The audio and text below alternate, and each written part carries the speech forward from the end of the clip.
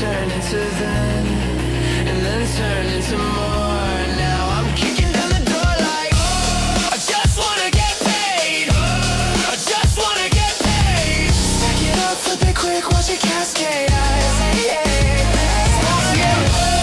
just wanna get paid. I don't wanna come down. If the highs in the chart, let it stay that way. I get paid.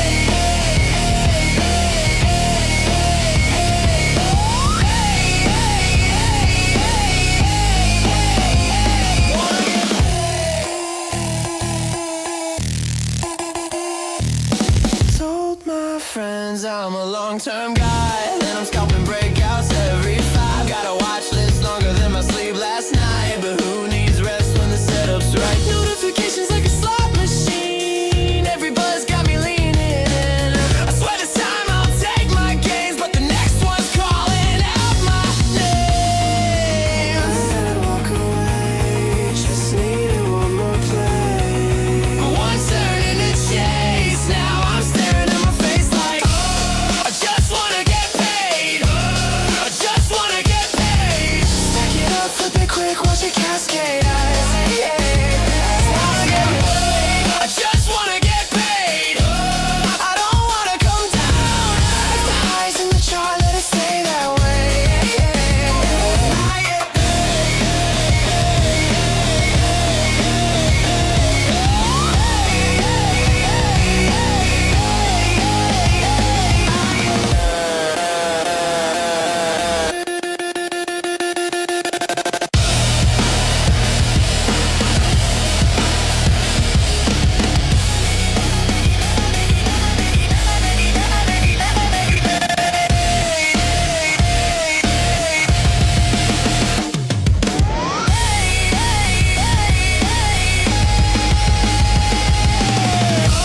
I just wanna get paid. I just wanna get paid. Stack it up, flip it quick, watch it cascade. I just wanna get paid. I don't wanna come down. If the highs in the chart, let it stay that way. I get paid. Oh, brother, oh, brother, oh, brother.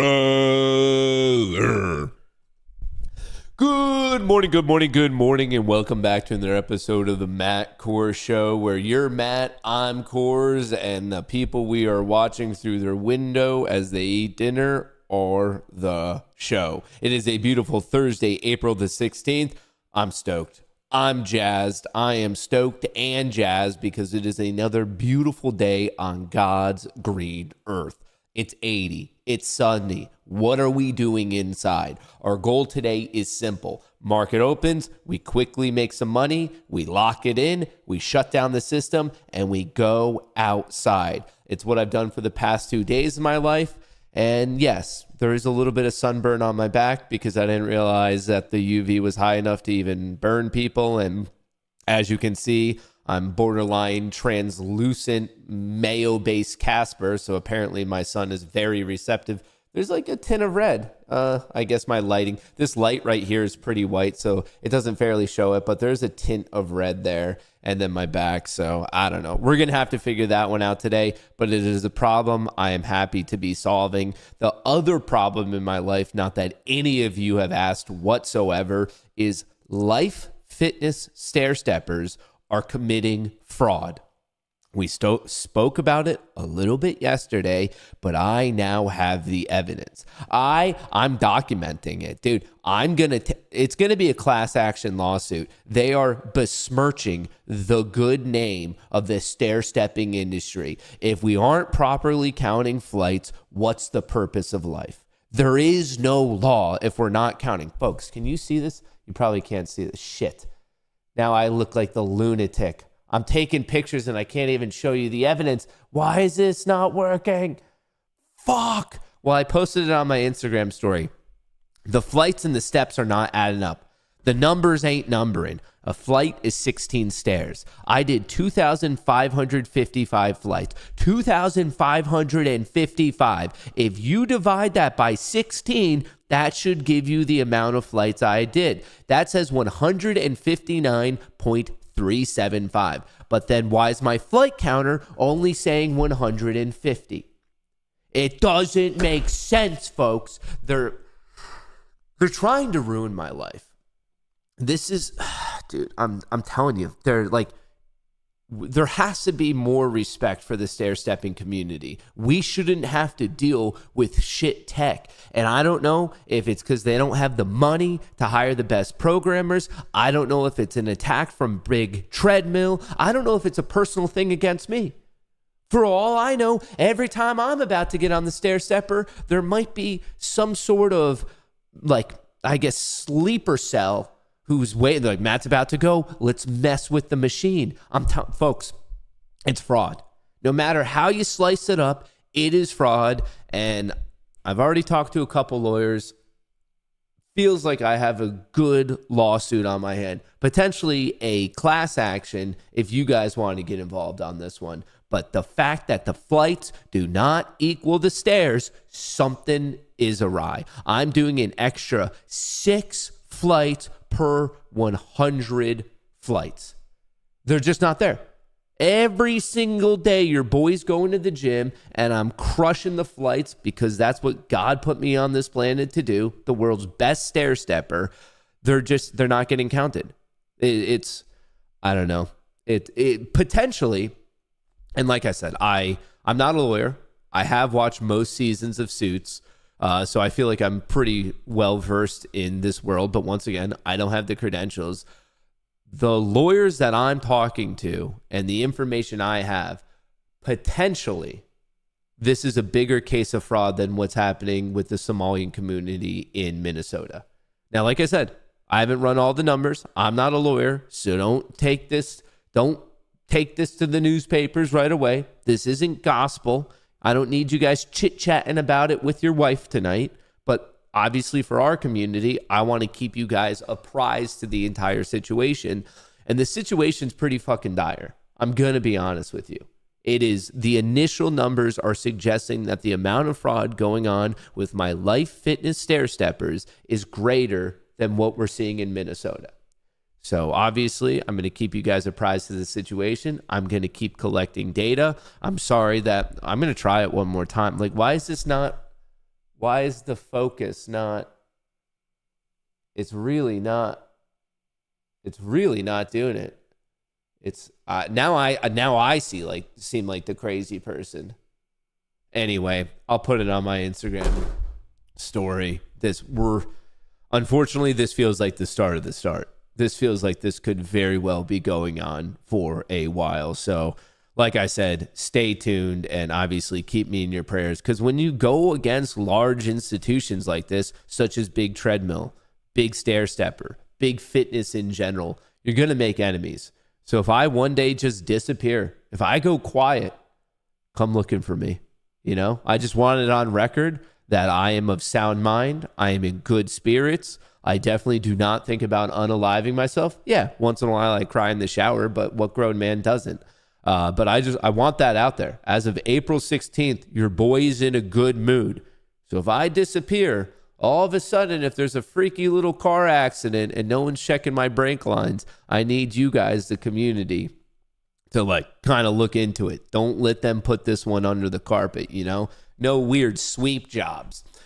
Anyway, let's take a pause from the conspiracy stuff and actually get you guys ready for the market today. Obviously, I want to start the show with the most important stuff, and then we can get to less important stuff like what's happening in the global economy and our retirement portfolios for the day. Oh, wait, what is that? Matt showing us fake blurry pics like Bigfoot's like, no, man, it's real. It's real, I swear. Stock futures inch higher following a record-setting day for the S&P 500 and the Nasdaq. Congrats to everyone involved. We made a brand new all-time high. The S&P 500 eclipsed the previous high of 7,002, and we just hit 7,026. Same thing in the NASDAQ. We eclipsed the previous high of 26,182. Right here, that bad mamma jamma, and we made a new all-time high of 26,214. Across the board, we're actually seeing a lot of strength. The Russell, the small cap sector, it's almost at the all-time high. It's not exactly there, but yes, it is getting very close. Bitcoin, nowhere really close to its all-time high, but hey, at least there's a little bit of bullish momentum, so I'm going to take that while we can. Looking at other industries that have been interesting, or I should say sectors, oil, it is chilling. I think that as soon as we break this 50 EMA, take out 84, I think it's going to completely capitulate mid-60s and then another, maybe a little bit of reversion and then another push down back into the mid-60s. So I think this is going to be coming down. Once again, just a thought of mine, especially given the crazy news that's going on. But I'm not actively trading oil right now. Gold trying to recover. It is above the cloud, but it's not really getting momentum at the moment, but something to pay attention to. And then looking at silver, a very similar situation. So lower highs, lower lows, but let's see which way the momentum actually breaks. So that's kind of your high level view. We should get into the specifics. And yes, I want to talk about Trump, Iran. We have monthly OPEX. We are in earnings season. We have some data drops. But before we do that, we do have an update out of China. China's economy rides out war as growth unexpectedly hits 5%. So I just want to let you know a little bit what's going on here, because I personally do believe there is a larger contextual thing going on right now between the US and China as we head into the President Trump, President Xi summit. And right now, if you ask me, I think the Venezuela-Iran thing is very much connected. You might think it's not connected. You might think it's coincidental. I think this is all very, very intentional. So I think the next big country we're going to be talking about for the next media cycle will be China, especially when this Iran stuff stops. So I kind of want to get us all onto the same page there. Steve, I mean, we know that the numbers were actually what topped analyst estimates. That's pretty resilient. Yeah, so resilience is the key here, because they've built a lot of their energy resilience into it, the economy and the outlook, and preventing those kind of shocks, unforeseen shocks that are now a reality, by relying a much larger proportion of their energy mix on renewables, and also tried and true decades-old reliance on coal, and not be as reliant on oil and gas, of course, which has been severely hampered, their imports that go through the Strait of Hormuz because of the war in Iran. So at least in the first quarter, the economy proved to be quite resilient, and also the Chinese continued to rely on that export machine, even though the export growth kind of dipped back a bit in March, where imports were considerably higher. We still saw double-digit gains in export growth in the first quarter of this year. So they're leaning on that. So GDP growth came in above the consensus estimate of 4.8% growth in the first quarter at 5%, which, by the way, is at the high end of their more recently stated goal for the year of between 4.5% to 5%. And it, more significantly, it beat the nadir, the post-COVID nadir that we saw in the fourth quarter of just 4.5% growth. Steve, any signs of stress at all? Yes. Oh, absolutely. The uncertainty of what's happening in the Middle East is paramount to the Chinese. That's why Xi Jinping is meeting with the foreign minister of Russia, Sergei Lavrov, this week. He's meeting with the Vietnamese new president, who's the party chief there. He's meeting with, just yesterday in the Great Hall of the People, with the Spanish prime minister, Pedro Sanchez. He is rolling out the red carpet to kind of shore up diplomatic relations around the world at a time of great uncertainty geopolitically and on the trade front, and trying to portray China as the reliable partner in a very fractured geopolitical environment. So there are lots of uncertainties. One thing the Chinese are very good at, Haslinda, is sort of building in this resilience and preparing for the worst case scenario. And that's where they're seeing that resilience pay off in the GDP growth. But that's not going to last forever. If the war goes on ad infinitum, all bets are off, and they're going to have to build more resilience in. I actually think that's a pretty base take on the entire situation. So once again, just trying to offer a little bit of, I guess, guardrails for the conversation as things continue into the month of May. And we hear a lot more about the U.S. and China relations. So please keep that context in general in your mind as we're moving forward with Iran. U.S. and Iran weigh longer truce as Pakistan boosts mediation efforts. So this piece of positive news is obviously part of the reason why the market ripped, but also maybe more important is just on a human level, obviously good news. Trump says Israel and Lebanon leaders to hold talks after a first high-level meeting in decades. Another piece of good news, more specifically from Trump himself, trying to get a little breathing room between Israel and Lebanon. It has been a long time since two leaders have spoken, like 34 years. It will happen tomorrow. Nice, President DJT. Now, obviously, I offered my own take on how he said nice, because when he wrote it, it will happen tomorrow, nice. I don't think that was the vibe. Like, I think it was kind of more of like the meme of just like nice. But maybe I read it wrong. Maybe I read it wrong. I'm doing my best to present it to you folks the best way I possibly can. And I have a feeling he didn't say just like nice. So hopefully contextually that was right to exactly what he wanted to say. Anyway, more importantly, this is the breakdown from the press secretary, Levitt. If we could play it. I saw some reporting, again, bad reporting this morning, that we had formally requested an extension of the ceasefire. That is not true at this moment. Surprise, surprise. We remain very much engaged in Again. these negotiations, in these talks. You heard from the vice president directly and the president this week that these conversations are productive and ongoing, and that's where we are right now. Let's bring in Bloomberg Horizons anchor Jemana Pasechi live. To be very, very clear here, it's being reported that they were extending the truce, and then the White House, our power, said, no, we're not doing that. So another day has come and gone where something is reported, the other side says no, the other side says yes, the other side says no. We are always just ping-ponging back and forth. From Dubai. Jemana, what more do we know then about a potential return to the negotiating table and maybe an extension to this deadline that was set for April the 22nd?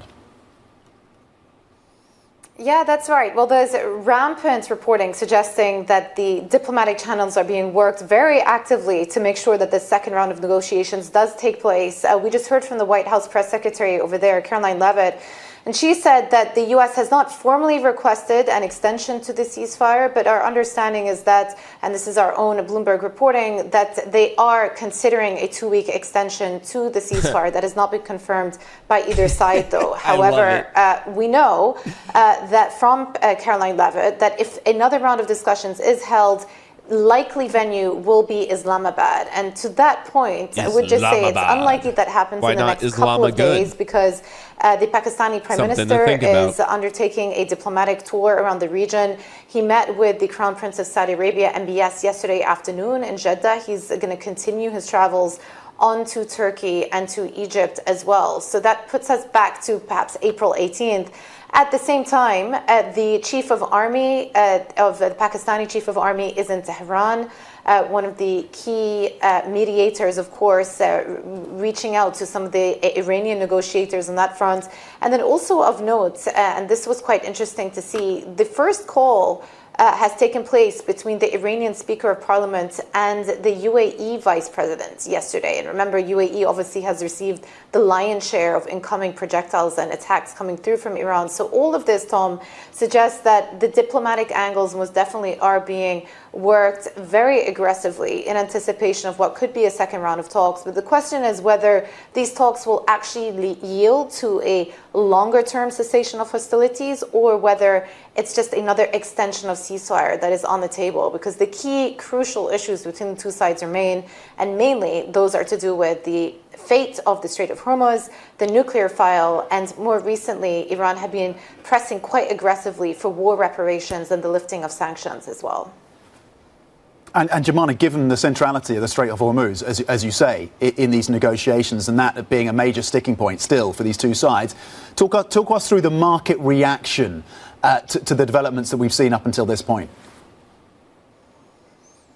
Yeah, I mean, you look at the price of oil, it's still trading $20, $25 higher than where it was before the war started. Take a look at S&P and NASDAQ, and they're at all-time highs. So equities are telling you a very different story from energy markets. And that is valid because even though the ceasefire is still being upheld, number one, we don't have a full cessation of hostilities. And number two, we do not have a full reopening of the Straits. We essentially have 2 blockades in place now. And we've been monitoring micro movements of vessels that are getting through or not getting through. But ultimately, our own reporting suggests that in the last couple of days, only about a dozen vessels have made it through the Strait. Compare that to the volume of around 100 to 150 that used to go in on a daily basis before the war even started. So for all intents and purposes, the Strait is still effectively closed. Now, we know that the U.S. has introduced this blockade as a means of extracting some of Iran's leverage out of the equation in anticipation of what could be the second round of talks.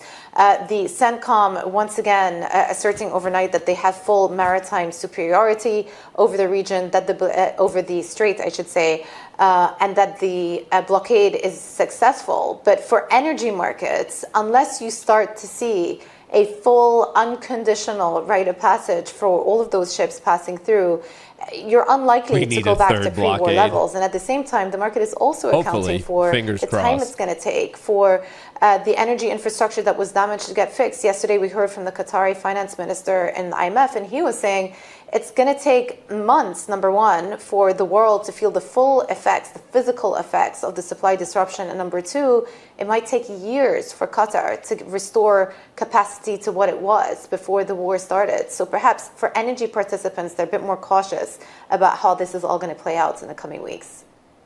So really what she's trying to say is people trading the energy market are a bunch of scaredy babies, and all the people trading equities market, well, they have some balls. But remember, with this whole thing, obviously, depending on the part of the story that you're personally most interested in, there's a lot of crazy aspects, a lot of interesting details to dive into. For me personally, one of the subplots, I guess you could best say, to all of this is the egregious amount of insider trading.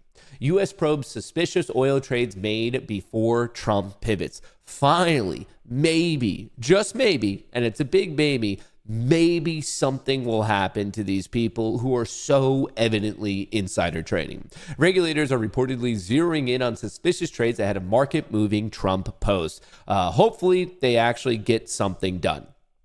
Nothing is more important than market integrity, according to the CME. We vigorously surveil our markets and work closely with the CFTC to oversee trading activity. Importantly, in review of market behavior must include all venues, including prediction markets like Polymarket and Kalshi, that list related products with little to no visibility. 100% agree with that. It shouldn't just be in the world of commodities or equities. It should also be these event-based markets. So if you guys don't know what happened, just a quick little recap. On March 23rd, the S&P 500 futures and WTI crude saw a sudden and isolated surge in volume and otherwise muted pre-market trading. Statistically, it was a massive outlier as it relates to volume, and not so much long later, it paid bigly. About 15 minutes later, Trump said on Truth Social that the U.S. and Iran had held talks and that was halting planned strikes on Iranian power plants and energy infrastructure. The announcement triggered an immediate reaction across markets, with the S&P 500 jumping more than 2.5% and WTI crude tumbling nearly 6%.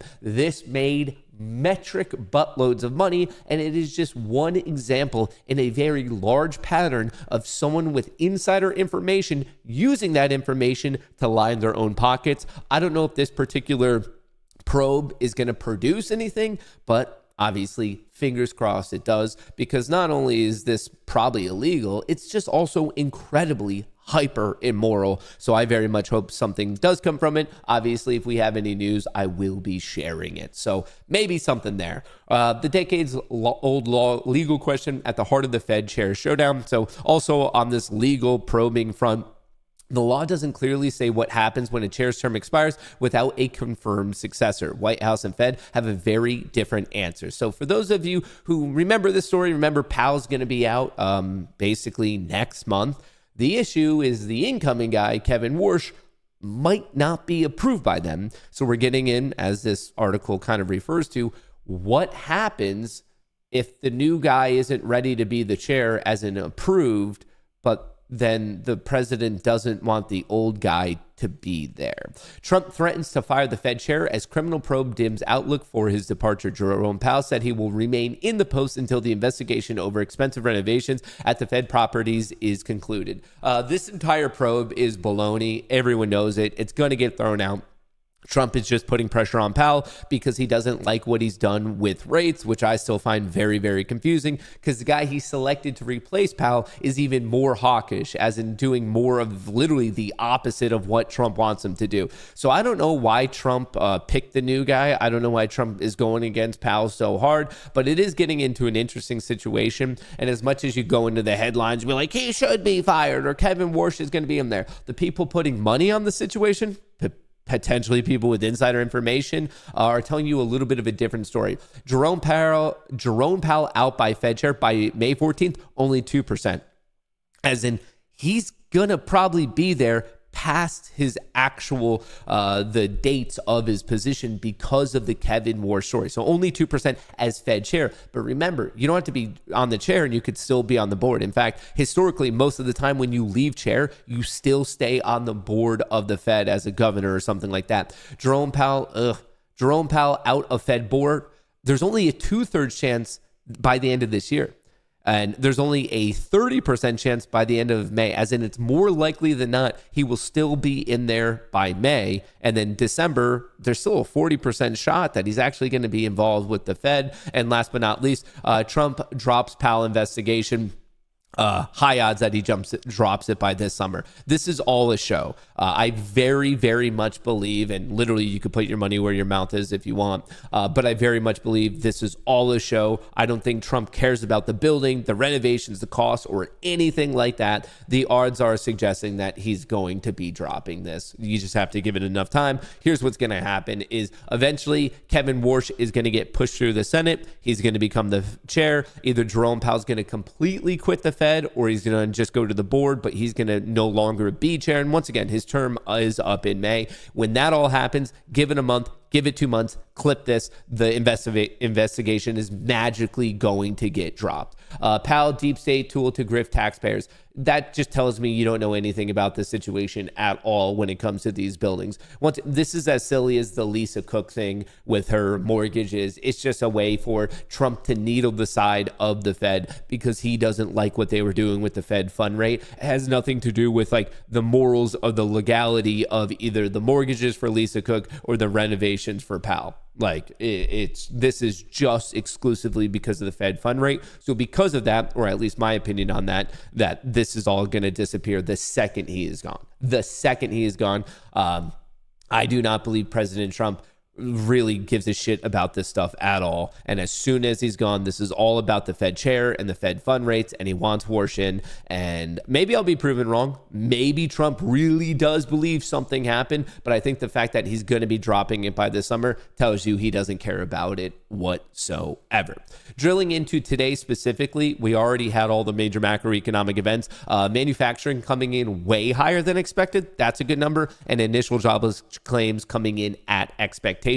Tomorrow, we do have consumer sentiment, but the big thing of tomorrow is actually that it's monthly OPEX. So we're going to see a big movement in the world of options and potentially for some of our favorite equities because we are in earnings season. This morning, we already heard from TSM and Pepsi. Tonight, the big first major tech play. That's not true. ASML and TSM, I would consider big major tech plays. I would say the third major big tech play is going to be Netflix. That reports its earnings after the market closes today. So we are in earnings season, and we're going to be in earnings season basically for the next 5 weeks. Chipmaker TSM is more bullish than ever on AI despite the Iran war. Taiwan company expects revenue growth by more than 30% and doesn't see material disruptions to supply chain. So right here, TSM reporting currently down. I need to move this up so we can all see it a little bit better. And you know what? Let me move myself over here. Currently down 2% from the earnings, but still pretty close to the all-time high. So watching that one today. TSM first quarter profit rises 58%, beats estimates as AI demand fuels record run. This is a good example of beating, but then not reacting in the way that you would think that it's going to react. So just want to share that with you. Pepsi earnings beat estimates as Doritos and Lay's price cuts win back shoppers. And then just so you know, Spirit Airlines could liquidate as early as this week. So want to share that. And hang on, no, we actually don't need that. Very quickly, just so you know, dingity ding ding ding, the world's largest casino is now open. Best of luck to all. Play responsibly, and if not, have fun. All right. It is Thursday. We are at VWAP. We're at some of these key levels. Let me move myself over here. As you can see, I was a good boy this morning. I did not trade. And actually, I am now trading on 20 funded accounts. Where were we at? I think yesterday I was at 12 or something like that. So now I have my FFNs back because I did get paid out $10K from those guys yesterday. That was sick. Let me just show you guys that. I don't want to be just another talking head on the internet that doesn't have proof of actual success in trading. I don't want to be one of those people. 10K payout approved from FFN, and that's 8K post split. It's an 80-20 split. So just got that yesterday. So finally have those accounts back. I'll probably be going live with them soon on Legends. I'm doing well. I need to trade today, tomorrow, and Monday to possibly have a payout. They have a 7-day payout cycle. Take profit. I can have a payout whenever. I am up almost 13,000 on these two, but I got 3 more. These are pros. They are funded. So starting brand new with those. And then on Tradeify, looking good. I don't really want to take a payout until these get closer to the range of 160,000. On a 150K account, I do like to work with about a 10K buffer. That's where I feel most comfortable. So I'm up about 4K, so I need about 6K more on those. But once again, on the screen right now, there are no evals. These are all funded accounts. Every single one is a funded account, trading funded accounts, or trading 20 funded accounts, and we're going to see how much we can rip it. The FFNs, which are the 7 PVs, I can make up to 3K today.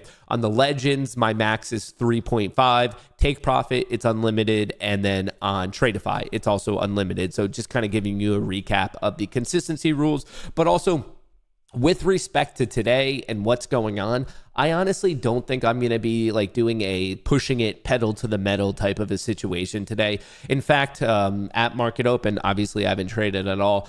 If I can get in and get out and just make a nice 1,000 today, I'm going to be stoked with that. If I can make a quick 50 points, if I can catch one decent trade, 50 points, maybe have on a runner, maybe not. I'm not really looking to do anything too crazy at all. I'm a little bit trying to wait for tomorrow to see how things with OPEX really play out. So I want to get in there, have maybe 1 or 2 decent trades, but this is not a day that I'm really trying to, go for the Hail Mary play or anything like that. So wanted to let you know about that. I wanted to let you know, since we're talking a little bit about earnings season. Nope, we got rid of that. Hopefully we do trade well, because I need some of you to go in with me on this deal. A penthouse on New York's Billionaires Row to sell for roughly $42 million. If you guys want to partner up with me, I just need an extra $42 million, and maybe we can, get in on this one. It's a 4-bedroom unit. Where were the details? 6.5 thousand square feet. You have your own elevator. It's floor to ceiling windows. So if you guys want to do like maybe a little bit of a trader hangout, I'm stoked about that. So like I said, I could offer a little bit, but I'm going to need from you guys, we're going to crowdsource the $42 million to buy apparently this like record breaking, beautiful mansion penthouse overlooking New York City. So let me know if you guys want to join in on that. And you might be thinking, Matt, I don't have that much money right now. What could I do to possibly help? What can I do to make that money? And boy, oh boy, do I have a solution for you guys. Cattle prices soar to record highs as grilling season heats up. Folks, we gotta go long on beef. We gotta go long on beef. Look at the weekly view. Beef's never going down, folks. Grilling season's heating up. We should have gone long back in 2021, because other than that, this is ripping like no other. Record high in the world of live cattle. This is one of the best headlines I've been reading in a while. Yeah, it is heating up. So for those of you who are crying like little babies in chat, Matt, I don't have 42 million. How could I buy that place with you? I'm helping you. This is the trade idea. You just gotta punt live cattle futures. That's the secret. Live cattle squeezing like no other. What is it up? Year to date, it is already up 8.5%. But ever since, like, I guess this like recapture in 2021, if you just punted live cattle, you're up 121%. That's where it's at. Live, there's always money in live cattle. So I'm not just going to pitch a cool place for you guys to buy and then not give you the solution on how to buy it. Oh, by the way, we hit a new all-time high, and there's also a downside gap fill that we have not quite hit. Let me mark that out for you. So please be mindful. There is a downside gap fill in play. We're currently trading at, oh, okay. That was not right. Edit, crossing down. All right, let me update that. But right, okay, it's still not working. Yesterday's high was 7,026, which happened to be, remember, that range target that I perfectly called out to all of you at 7,025. That was the high as of yesterday. We hit it pretty much right at market close. So there is a little bit of a downside gap fill to, once again, the high from yesterday. If you're looking for the equivalent level on the SPY, it is 728, and we already hit the downside gap fill on the NASDAQ. So just wanted to call that out to everyone. Cool. You know about beef.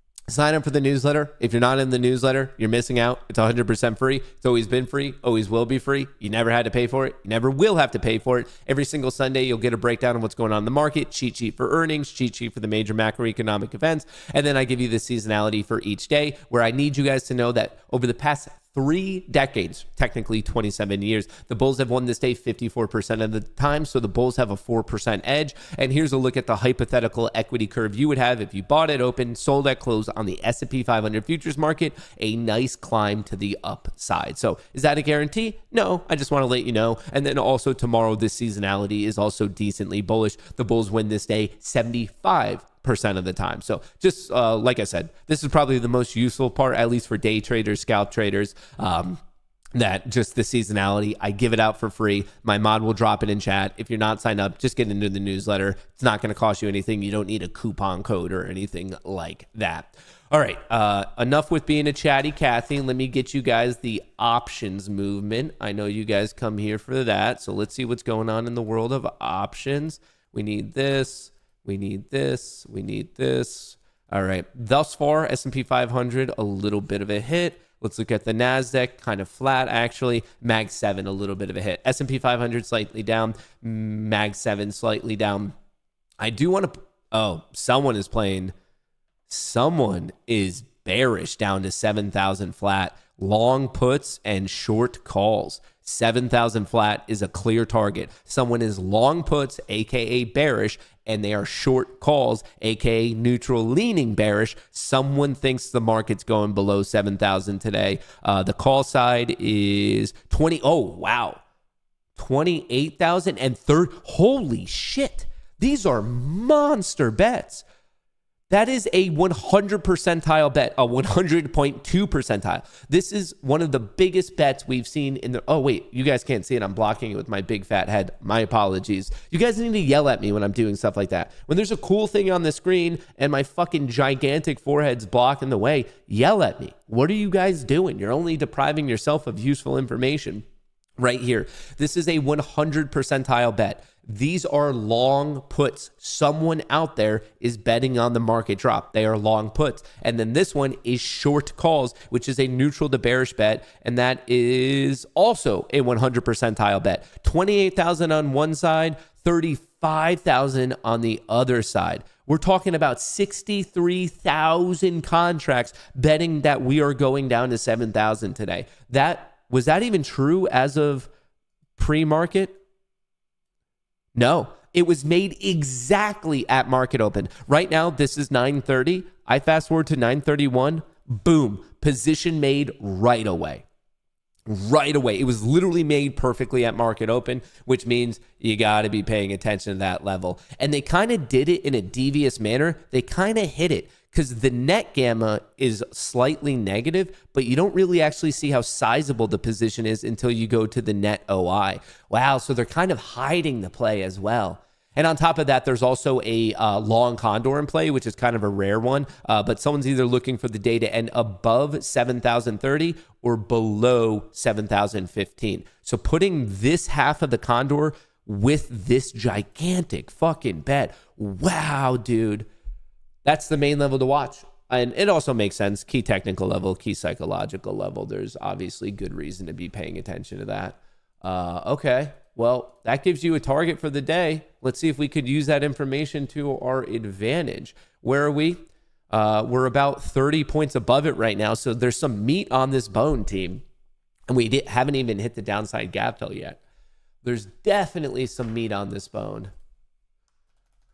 Speaking of meat, long cattle. Long cattle. What else do I want to talk to you? Oh, shout out to TPT. They are the sponsor of today's stream. TPT is dope because you could get daily payouts and there's no consistency rule. That's what makes TPT an awesome firm to trade with. If you are a trend following trader, the math of it is very advantageous for you. If you're signing up for TPT and you want to help out your boy, use code Goonie. It'll get you 40% off. And obviously there's no activation fee. And then on top of that, hang on. Where are we at? If you want to trade with me, GoonieTrading.com. Yesterday, crushed it, made about 44,000.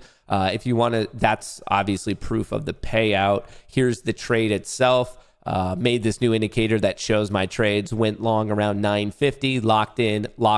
Could have made a lot more. It went up to 350, so I definitely left a lot of meat on the bone, but there's proof of the trade, so just wanted to show you that. Here's proof of the trade as well. And then we're going to circle back to Rumble. Can someone remind me of that? Because I want to talk a little bit about what happened yesterday. The pinned tweet that I have on Twitter, I think is pretty important. We're going to circle back to that, ideally after we make our trades, because I don't want to miss a golden opportunity. Obviously, not only I was just showing you futures, but on options, crush that as well. Piper fired off at 10:35. I guess technically 10:37.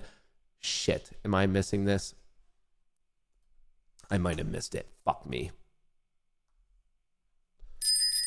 Too much chatty Cathying from me today.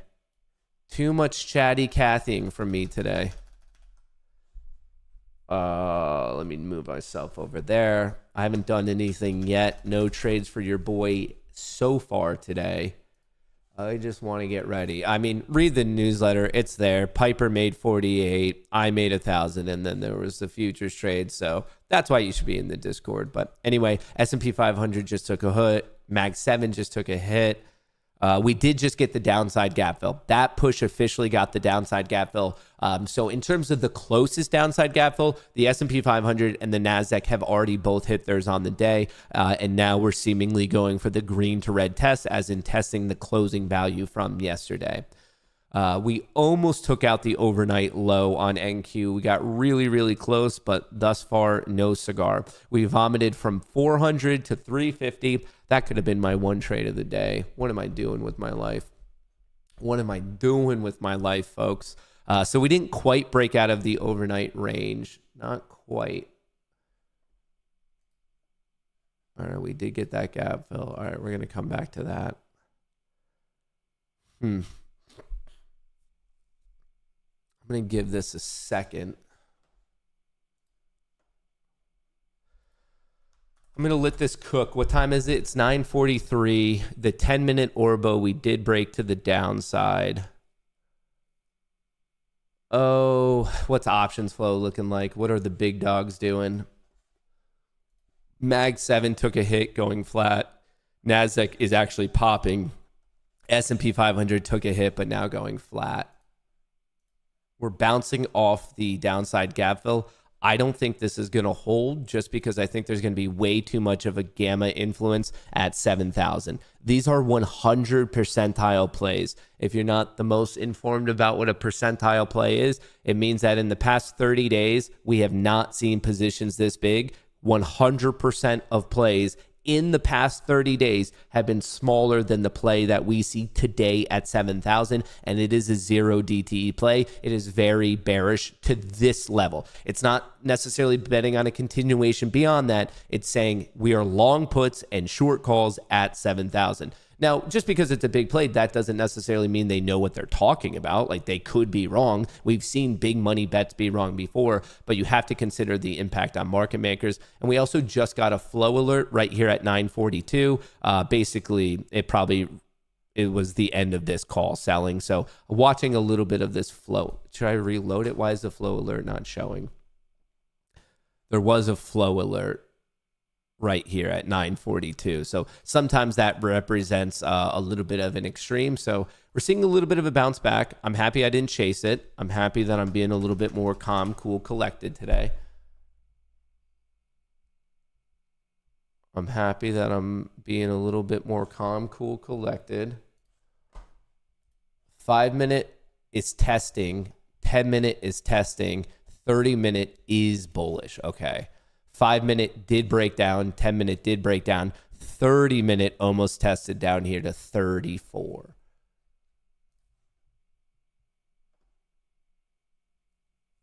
Do I want this trade? Order submitted. Order filled. Well, that was really weird. Like, that took awkwardly long. I feel like my fills were very, very different. Okay, where's a reasonable stop? Reasonable stop. Well, that's not the best initial movement. I'm going to give this one quick second. One contract only. Like I said, I'm not trying to do any hero trade today. I'm watching it at VWAP. I saw 1 rejection, 2 rejections, 3 rejections. I was looking for that puke. It's not a favorite setup of mine though, by any means, because the S&P 500 is still showing some strength. And really what this needs to do is break below 42. 42 on Bookmap. Can you guys see this? Right here on Bookmap, 42. There's a lot of buyers right there, 42.50. So I'm looking for that test. There's a lot of sitting buyers on NQ at 42.50. I'll update you if that changes at all, but that's kind of the level that I'm watching. But I do need to get a stop in here somewhere. I'm watching it closely. I'm kind of finger on the trigger here. I'm just not going to let this one get too out of hand if I'm on the wrong side. So I do appreciate everyone already yelling at me. You're doing exactly what I asked you to do. And like I said, I appreciate you. Buy, stop, market. Order submitted. I wonder if I should even be more aggressive with it. Because if it does fail here, I could always just make another one, or I could get in even on 2 contracts. I wonder. But if it goes up there, it could go all the way up to VWAP. Do I want to use 91.96? But then that's 400. Is it going to get rejected? Do I want to use 405? This is a weird level because it could get attracted to 400. So is it smarter? Even though it's not the most comfortable, should I use 408, the high from... We'll see. It's dynamic. We're going to update this, and I'm going to be paying attention. I see sellers just came in at 96, so they might be attracted to that level. 96, according to Bookmap.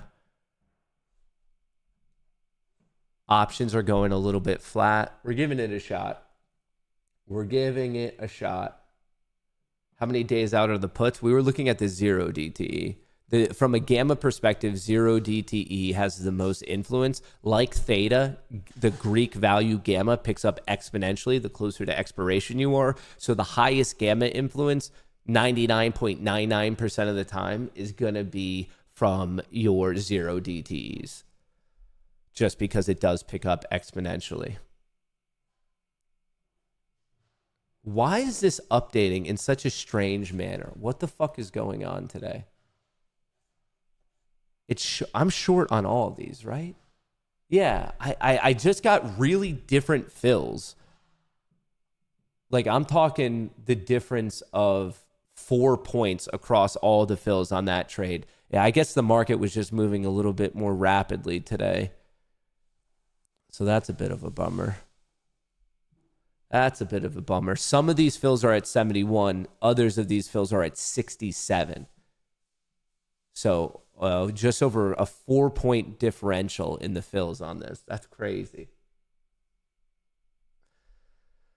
But anyway, the logic behind the play is we're coasting off the big money players right here. That's a bearish bet. Long puts, short calls. That's the net OI. We're looking at the GEX. I have 0 DTE toggled. You know what? Let's go to this. Let's zoom in. All right. This is the real-time information. What time is it? 9:49. I have to be mindful about any 10 a.m. stuff. 400 could be a realistic test. 409 is a good risk for me right now. I'm not necessarily in love with the fact that the 10-minute was just testing on the S&P 500. It's now failing, so momentum potentially switching. 30-minute is bullish. This is not a high-quality trade for me. I generally like the 5, the 10, and the 30 to all align. 30 minutes bullish. 30 minutes bullish. This is something I need to be mindful of. If we don't snap 30, we could easily bounce off a 334 on NQ. So I'm just putting that out there, that this is not a trade that I'm like, dude, super confident in. Like, I see a lot of things aligning. I'm basically betting on this actually switching trend. And when you're betting on the trend to switch, it's a tough trade. Like, that means you're basically saying, I'm getting in now, and yes, this is going to be the point that trend switches, which most of the time trend is not switching. So I'm trying to be very, very mindful of this 50 EMA on the 30-minute in the low 30s. And then to make matters worse, ES is the same thing. But I could argue options flow is pretty bad on the NASDAQ, on the S&P 500, and on the Mag 7. So I'm at least trading with this flow. And then obviously I've given you guys the entire thesis of why I think we could be very much testing 7,000 today, which would be, I mean, if you're playing it on SPX, that's 26 points of meat on the bone. And even like, I mean, I'll be up good money even if we hit 23, the green to red test, no less the next gamma level at 7,015. So even if we don't get down to my ultimate target of 7,000, there's good money to be made on a flush from 23 to 15. So, all right.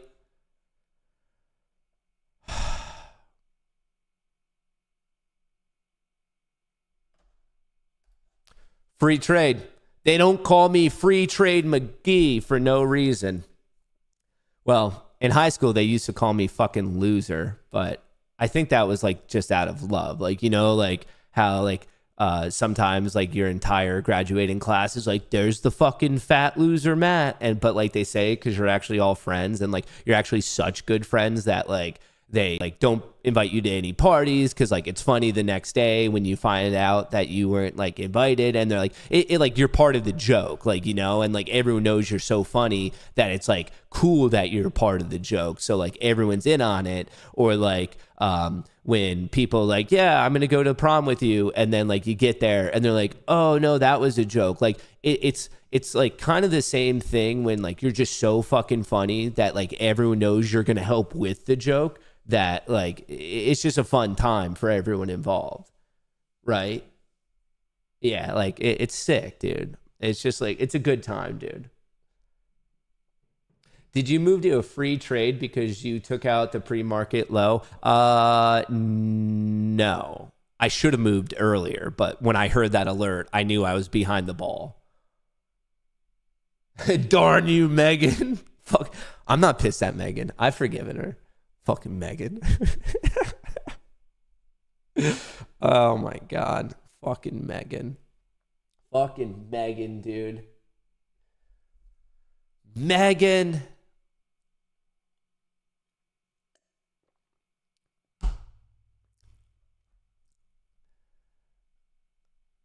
One day, I'll stair step my way back into her heart. I'm fucking crushing. Folks, honestly, is there another streamer on this planet who is better at trading than me? I know once in a while you guys cheat on me. Just like my whore of a girlfriend in college. No, I'm just going to the bar. He's my lab partner. No, seriously, it's nothing. Like it just works better for his schedule for us to work on the project at midnight at the bar. No, seriously. Anyway, I know you guys are adulterers. I know you guys are cheating on me with other streamers. And there's just no fucking way that anyone is giving you this quality breakdown the way I am. Like, literally, no one is possibly giving you the breakdown that I am. Is Megan your sister, Matt? No. That'd be sick, though, right? I can only cheat on girlfriends, never on Matt. I'm humble, too. Thank you. I mean, When you're as good as I am at this, what the fuck's the point in being humble? Dude, I never heard Michael Jordan being humble. I never heard Tom Brady being humble. I never heard O.J. Simpson being humble. The most humble trader on this side of the Mississippi. I'm not cheating on you. I watch you every day. Oh, yeah, let me see your phone. Give me the passcode to your phone, huh? Feels like you're being oddly defensive about this.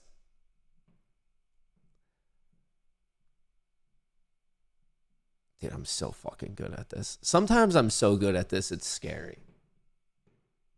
Sometimes, like, my own prowess in this game really fucks me up. Like, sometimes I wish I could watch me to learn how to trade better. Does that make sense?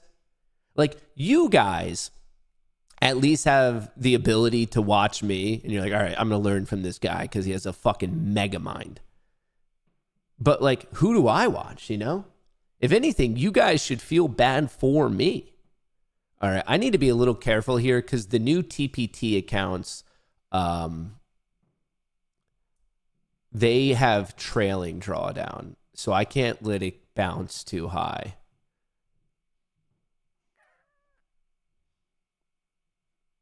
I'm hoping for a swift rejection. I can't let it bounce too high because the new TPTs, until you fill out the buffer, they do have an unrealized drawdown. So if I don't top tick my exit, if I don't pick where I'm getting out, like if I go up some and then it goes against me a little bit, that's actually eating into my buffer.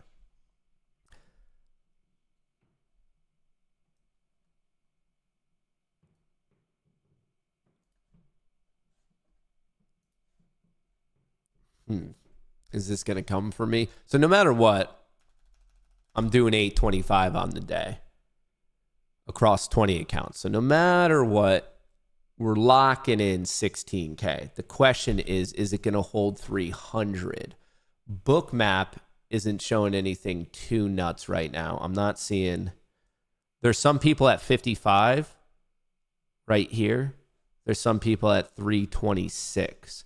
So I'm looking for us to take out 255 on NQ, but let's do our sanity check of the situation.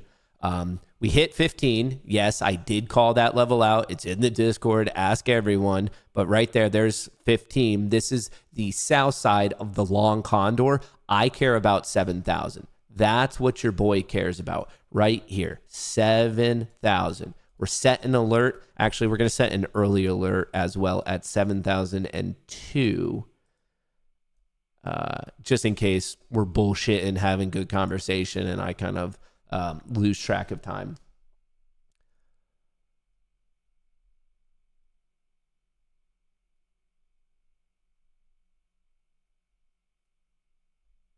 $7,002, 7,000. Option flow got hit, bounced a little bit, going flat. Mag 7 is vomiting. NASDAQ is vomiting, going flat now.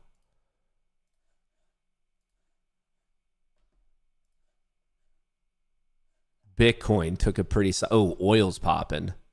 Is there news related to oil? Is anyone seeing anything? 10 a.m. reversal? Very possible. You always got to be mindful of it. Always got to be mindful. My issue is that it's struggling at 300. Buyers might come in. It's $100 wrong, and it's a key gamma level on S&P 500. It's not the most insane thing to say we might bounce from this point. Obviously, I was hoping for a push down to 7,000, but it might bounce and then go down to it, and I don't want to take on that particular risk.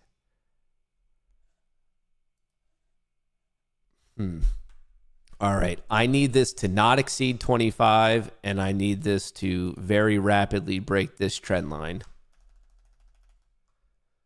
I need it to not take out 25 and break down. Ooh, nope. Come on. Turn it around. All bulls, calm down. You've had 2 weeks of running it up. April's been your month. Let's give the bears 1 day here. The bull camp, Let's not put the cart in front of the horse, you know? Let's not get a little overzealous, brothers. The Bulls, you've had a really, really good 15 trading days. Why don't we give the Bears one little day here? I don't even think it's asking for that much, to be completely honest. Come on, turn it around right here. Turn it around. Turn it around, brother. Turn it around. This is all based on vibes. This is all based on vibes. Come on, turn it around. Turn it around.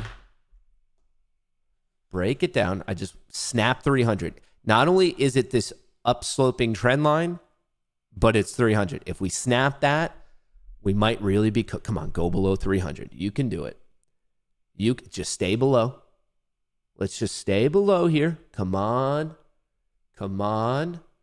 Keep going. Come on. Come on. Come on, brother. No, stop it. Stop it. Stop it. Get below 3. Go. Come on. Get down there. Go. Yeah. Yeah. Go. Go. No, fuck you. Stop. Come on. You shall not pass. Just stay. The longer below 300, the better. We're still battling it out. Those buyers are still at 255, by the way. Let me mark that out for any of the people in here who have short-term memory loss. Unfortunately, there's now some people at 32, which would just perfectly knock me out. Come on. Dude, 300. They're defending it well. But the question here is, do they really have the cojones? They are putting up a clear fight at 300 flat. Traders love to target these $100 values. And it's also ES at 7,050. Fuck. I don't know. I have a 50-50 shot, team. I have a 50-50 shot.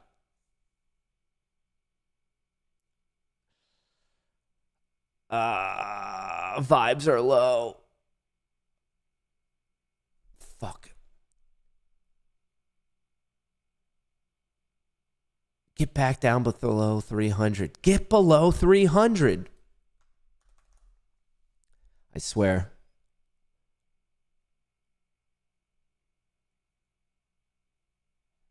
Do I want to move it up to 40?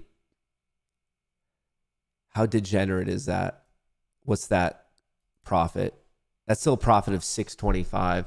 I'm like, the reason why I'm a little antsy is right here. I can see people right at 31. So I don't know if it's going to run it up, knock that out, and then get rejected because my fill was at 30. So like, would I just be top ticking it? But what if it overshoots to 40 anyway?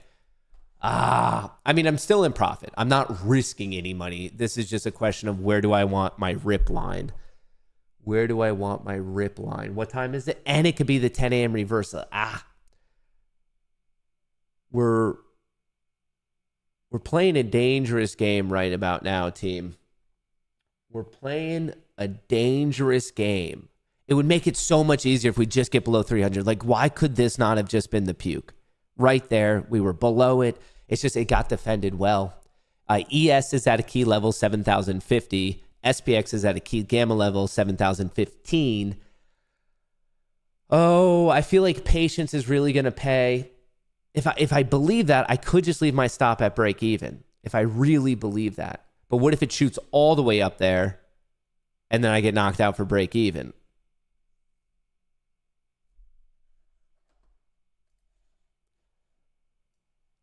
We're playing a real dangerous game right now, team. Not exactly what I wanted to be doing. I'm giving it a second, but finger on the trigger here. I'm giving it a second. What's the options flow looking like? Mag 7, starting to pop up a little there. S&P 500 is definitely popping up starting at 55. Connection lost. And I'm losing connection. Fuck. To Tradeify. No, this is the worst fucking time.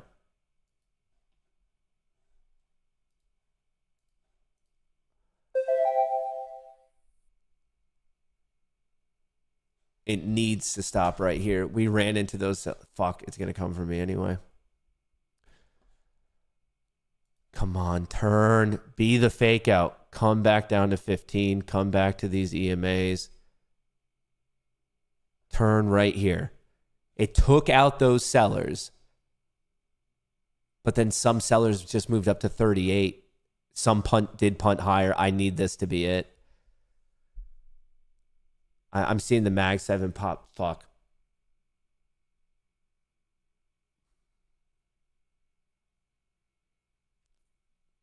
Turn. I'm fighting the 10 a.m. hour trades right now.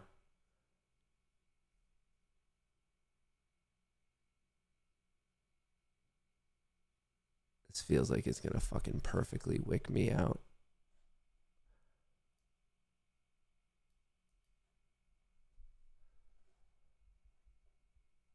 Turn. Turn. Turn. Fucking turn. It tagged 40, a previous high.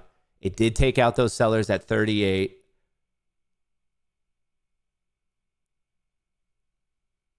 Just turn here. Come on, be the lower high. Turn. Dump down to 300.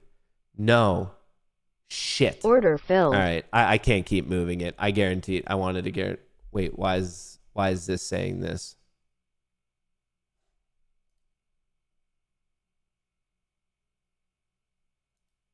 I'm confused.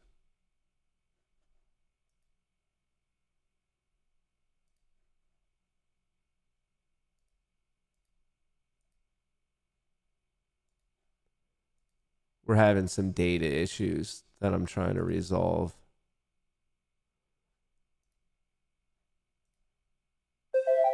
Having a couple data connection issues. Okay, I think that resolved it. I think. I don't know. Well, now it's not showing any data whatsoever, so that's cool.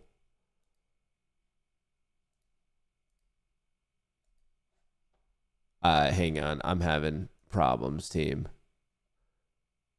My data has stopped. Shit. My data has stopped. I don't know what's going on.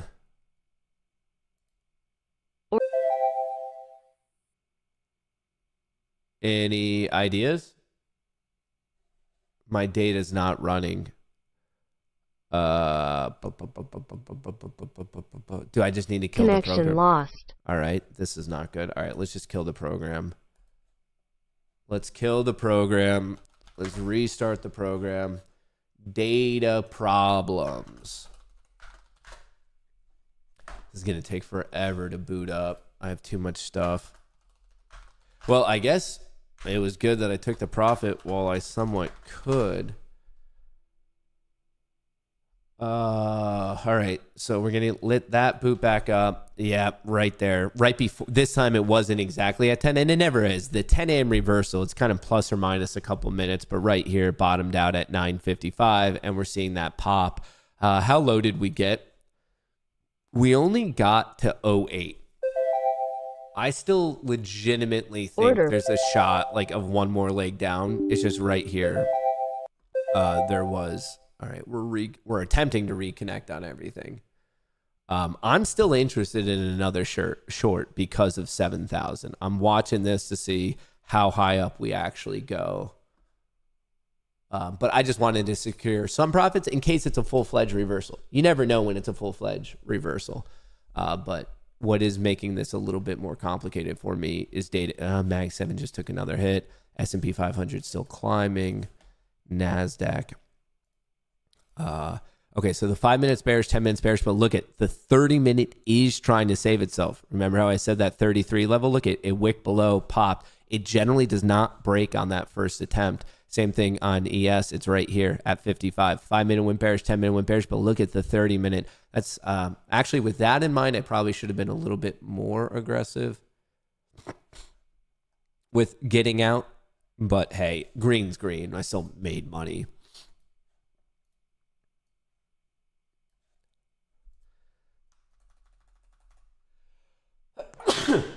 little fake out breakdown. This little break here at 10:01 is what really faked me out.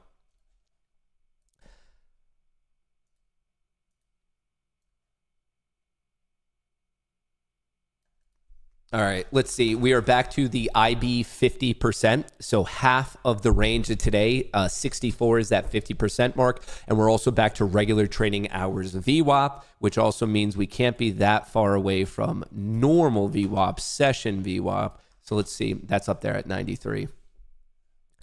That's up there at 93. All right. Thus far, this is what we've done today. We maxed out at 453. We came down to 275. And now we're bouncing back up to that 50% mark. Like literally cutting today's range in half is exactly at 64. And we also happen to be right at this VWAP, the RTH VWAP for all my order flow traders. So maybe we get rejected right here. There are two key levels. Remember, whenever you come to a key zone, you have a 50-50 shot. Maybe there's a quick bounce back up to session VWAP, which is 93, maybe 400. How do I want to play this?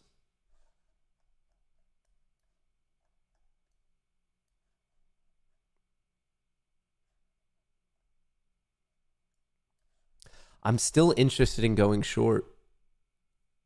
I should have got instead of 40, I probably should have just taken it at 27. I was just doing too much hemming and hawing because I thought, really what messed me up is seeing all the pending orders on Bookmap. I was like, oh, okay, like maybe it gets rejected a couple points higher. So before you moved it, before you knew it, I moved it about 15 points above where I should have been. So these should have been around 750 instead of 500 if I'm being like very fair about the situation. So it's not like I could have done amazingly better because I really thought this right here was going to be the breakdown in my favor. So I'm okay holding it through that, but on this pop, I should have probably ditched it at 30. I got out at 42. So yeah, the best I probably realistically could have done here is $700, but I made 500. So still up. I'm still stoked about that. It's just, I was trying to give myself this shot and it just didn't pay off. Just didn't pay off. Just did not pay off. All right. So we are testing this. Obviously, if it breaks and goes, you're looking for the push to VWAP 93, 400, something like that. There are sellers at 86. I think they're going to get steamrolled. And I think it's going up to somewhere between 90 and 410, somewhere in this zone. And let's see how the market reacts to that one. Really, really hard to be short when the 30-minute on both is still bullish. And we undershot it and then bounced right back. So it's tough. Tough. So we did recapture one VWAP. We're going up to the other. This one was rejected, once, twice, 3, 4, 5, 6, puke. We came back up. Quick little rejection. If you took that rejection trade here at 54, your stop should have been at 66. So 12-point hit, you should already be out. And then if you want to reload, you have a shot somewhere between 92, or maybe you want to look at 400. Maybe you want to play the $100 value, but I obviously have no position. Depending on what really happens here, I still might take a short. Obviously, I want to see the flow. NASDAQ is recovering. I would need to see it hit. Mag 7's flat. But the S&P 500 is actually almost fully recovered. In fact, we almost hit a new 0 DTE delta high right there at 1009. So just a tale of two stories. We had one bearish story up until 955, and then since then, it's been bullish. So let's see. Little test here. Actually, both are testing the red to green test. We're testing right at that closing value. Is this a worthwhile? We didn't hit VWAP. That's interesting. I really thought, we ran into those players at 86. I told you there were sellers at 86. I'm really surprised it didn't pop up to 93. Really surprised it didn't pop up to 93.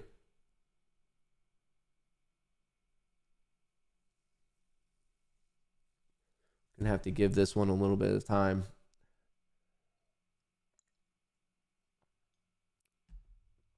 Give this one a little bit of time. What are you guys doing? Are you guys shorting this, or are you waiting for the other VWAP, or are you actually going long into VWAP? How are you guys playing this? My bias is leaning a little bit more bearish, maybe right or wrong, but I'm being heavily influenced by all those plays at 7,000 flat. But we'll see. We'll see if that is the right or the wrong move. Weird, MNQ actually popped a VWAP. That's not that weird. It's a different market, so it's going to have a different VWAP. Like, its VWAP is based off the trades in that market. The VWAP of the MNQ isn't based off the trades in NQ. You're going long. Okay, so maybe I'm on. You guys considering a short, long, monitoring the situation. See, I don't necessarily love this because if I short this breakdown, do I want to risk VWAP? Or this was 86, and then that's when I get into the dangerous situation of at first I put it at 86, it goes up, I'm like, no, you might as well give it VWAP, and then I see VWAP's 92, I'm like, no, you might as well give it 405 because that's 400. So before you know it, I'm just taking on like more risk than I should because I just keep like self-confirming that there's another level that it could realistically check. So I'm not in love with it. What's the flow doing? Giving it some time. Have a good trade. If I don't see another setup, I don't have to trade. I'm happy with the 10K that I'm already up on the day.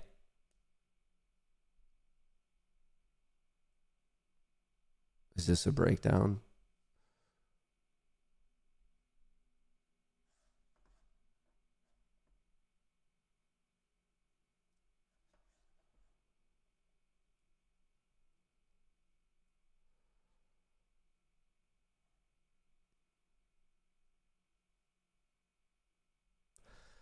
How do I want to play this one?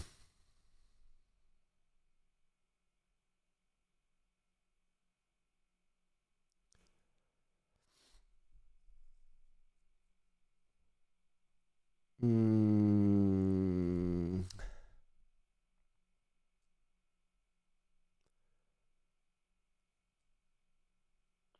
33 is that NQ50 EMA. It's like right in this zone.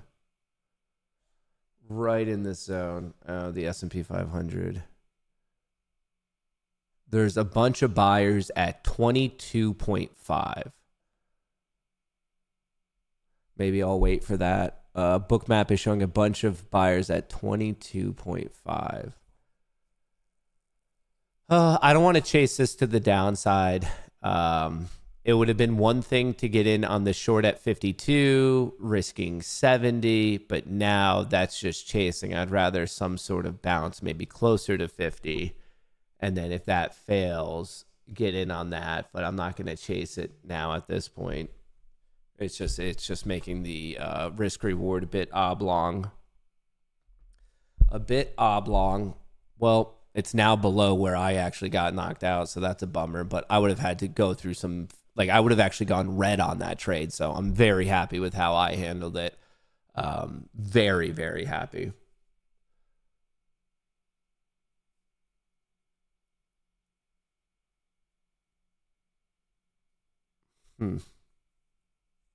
All right, we took out those people at 22.5. They actually got a fill as well.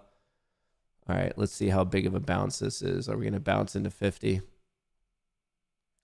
Here's a quick look at flow. The reason for that is right there. The SPX did take a hit. Mag 7 just hit a delta low. NASDAQ, it came down a little bit, but in real time, we're seeing a bit of a pop. In real time, we're seeing a bit of a pop. Oh, how do I want to play this?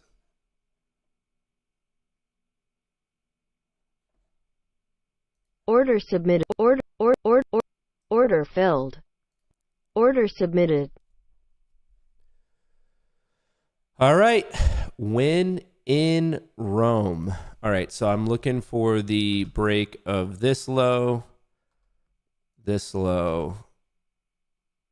and obviously the IB low. All right, so we're right at the upsloping trend line. If we take out 300, I could probably move my risk to 46, which would really, really help because that means obviously my risk is at only 16 points, which is not bad at all. But let me do a sanity check. Let me make sure I'm happy. Yes, NASDAQ is now trending down. Mag 7 is trending down. Ooh, S&P 500 was trending down, but now it's catching a little bit of a pop. Where is SPX at? We are below 15. Okay, that's good because I don't see much. That's 15 right there. I don't see much stopping this until 7,000 flat. I kind of like this. Like, I'm not going for some crazy play here. I'm just looking for a 12-point sell-off. Like, I'm not looking to ride this and saying, oh, we're going to crater through it. No, I'm looking to catch the meat of... Why is this not drawing? I'm looking to catch the meat of this move right here. What's this? This move. That's what I'm looking for. Like, just, we have a good 10 points. That's $1 on the SPY. If you look at the leverage rate of NQ, it's not a bad deal. The issue is a lot of buyers keep stepping in at 300. Fuck. And my slippage is crazy between the accounts. What the fuck is happening today? Actually, on this particular trade, the difference in all the accounts is at most 1.5. It was just slow to update on the trade panel, so it's actually not that bad on this one. The other one, the first trade of the day, was like 4 points. Fuck, is this a high or low?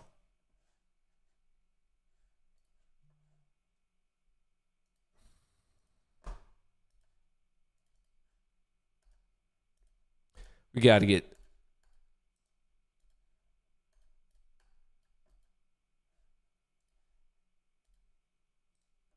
Fuck. Is it just overshooting this? I still kind of like this trade. I know it doesn't look the best right now, but Mag 7. The NASDAQ did pop. The S&P... fuck. That's not the best. They're not buying calls, though. They're selling puts, interestingly. So the delta pop that we're seeing right here isn't straight up bullishness. It's not people ripping calls. It was up until 1013. But since then, the delta is rising because it's selling puts. So it's not bullishness. It's actually lack of bearishness, which I would argue for me is actually like not that bad.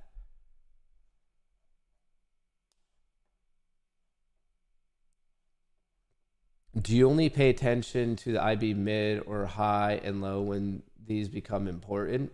Well, why would you pay attention to them otherwise? I feel like your question answers itself.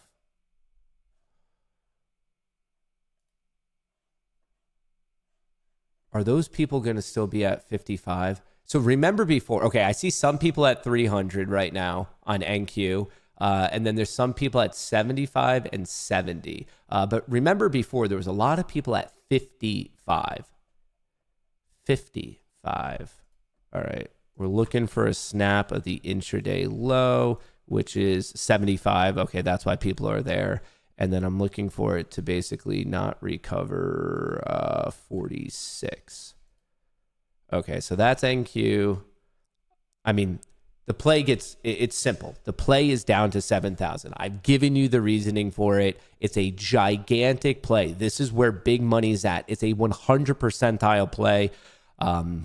It's just the question, is it going to happen now? We've already seen one big bounce. It's not like we dropped right to that level. So it's like, not only can you be confident in where we're going to go at some point in the day, the real question is are we going to get there without much risk movement against your current play, which is kind of what happened to me on the first one. We had a little bit too big of a pop.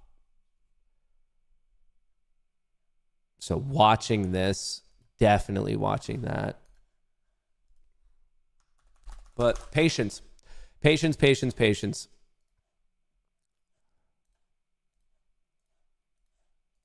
Oil's popping. That should actually help me. And Bitcoin's going down as well. The one thing that I don't necessarily love is the 30-minute where we went below it and we popped right away. ES buyers are coming in. It could just be a double bottom. Fuck, I'm back to break even.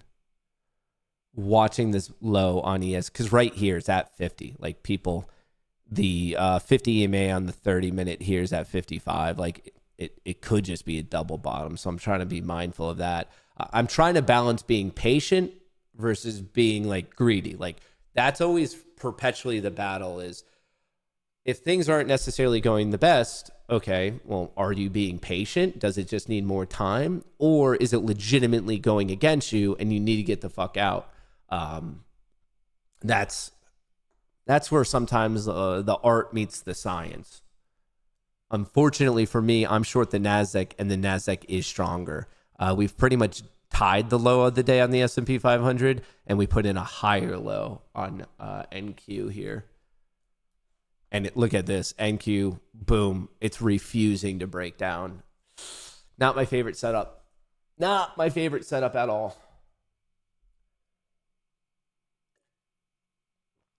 Not it. I got to get lucky.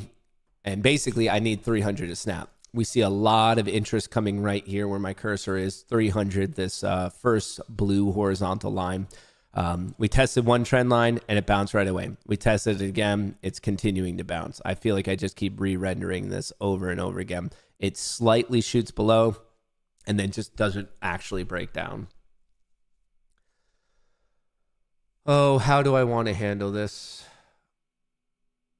Okay, what's the worst case situation? The worst case situation is what it's doing right now. Is it gets up to VWAP and is not getting rejected right there. I'm taking on actually more risk than what I've already made. So if I get knocked here, I'm going to be slightly red on the day. It's manageable, but maybe we get rejected right here at VWAP. VWAP was 50 psychological level. The issue is 80 is the point of control, and you have another VWAP at 87. It could easily want to revisit that before a dump. Maybe I just want to use that high. That high was 55. So basically, if I move my risk to that spike, it's risking what I made on the day. Is that smart? It could, it easily could tick up here, but by that logic, it easily could tick up like right there and just knock me out anyway. And that's the worst of both worlds. Let me check options flow. NASDAQ did get a little bit of a pop. Mag 7 still showing weakness. SPY is actually still going up. So this isn't good for me. It was for a second there. But really what I think my problem is the 30 minute. The 30 minute it's fighting like no other. I hate being on the opposite side of the 30 minute. I'm currently short, but the 30 minute is bullish. On ES, it is breaking down. So basically I'm saying that S&P 500 is right and the NASDAQ is wrong. But when you make those bets time and time again, congrats, you're playing a 50-50 game. And you could say that the market's always 50-50, but these are the times where like I just... Sometimes my mind gets a little bit squirrely about how I want to handle it. It could just be a fucking higher low. Jesus.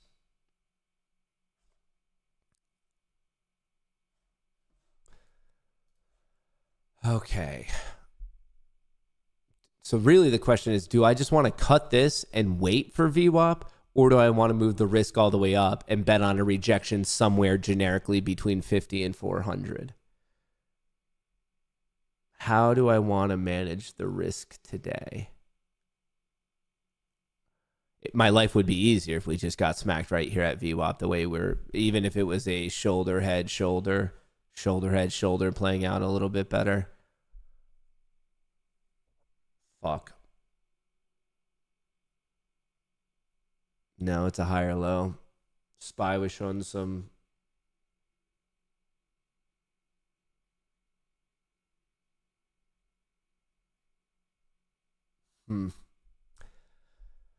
Okay, these are stupid. I don't need these right now.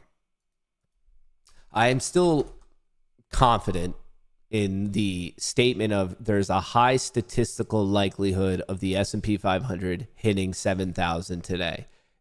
Once again, circling back to the conversation I had before, just because you think it's going to hit it in a particular trading session, that doesn't mean it's going to hit it right away from the moment you have on your trade. This could have a huge bounce, blow me out, and then go to that target anyway. So not only do you want to have like these key levels, but you have to also understand the risk of the trade to that level from the moment that you're considering getting in. So even though I do have high confidence in that hitting, I can't just blindly do it. I can't just be like, yeah, I think that's going to hit. I'm going to go short right now, because in the meantime, my accounts can still blow out. So just because it bounces here, just because I'm getting knocked out, or just because I'm managing, that's not really necessarily me saying, oh, I'm done with this overall like thesis of I think the market makers are going to be attracted to this key level. No, it's like you still have to manage your risk, even if you think a level is going to get hit. A similar thing could be said about a gap fill. Just because you're confident gap's going to get filled in a session, that doesn't mean it's getting filled like right away for you. There could still be pretty wild movement on the in-between.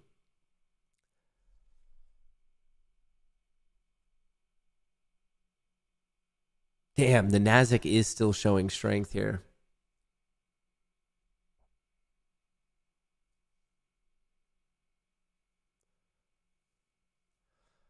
Oh, brother.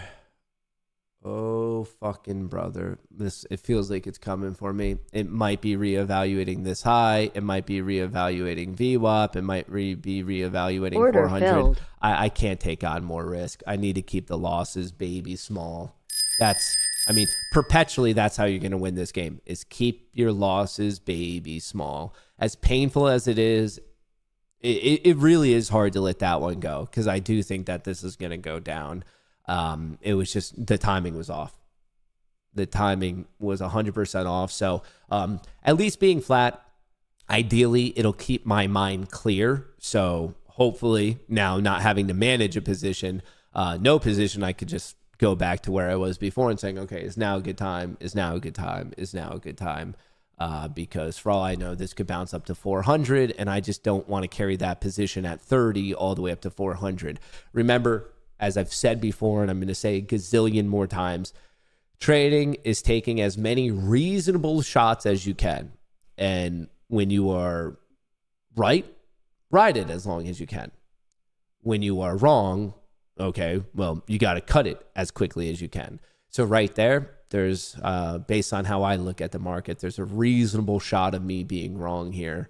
So I just have to cut it. And like I said, that's a baby law. That's 15 points. That's not even 15 points on some of these accounts. So I'm still very much within my bounds. Yeah, it is painful for the new take profits, because they have unrealized. But once again, what's worse than that is if it keeps going and I double, triple down. So at least I'm keeping it in like a manageable situation. IB's locked in. Okay, so now that actually adds in another interesting.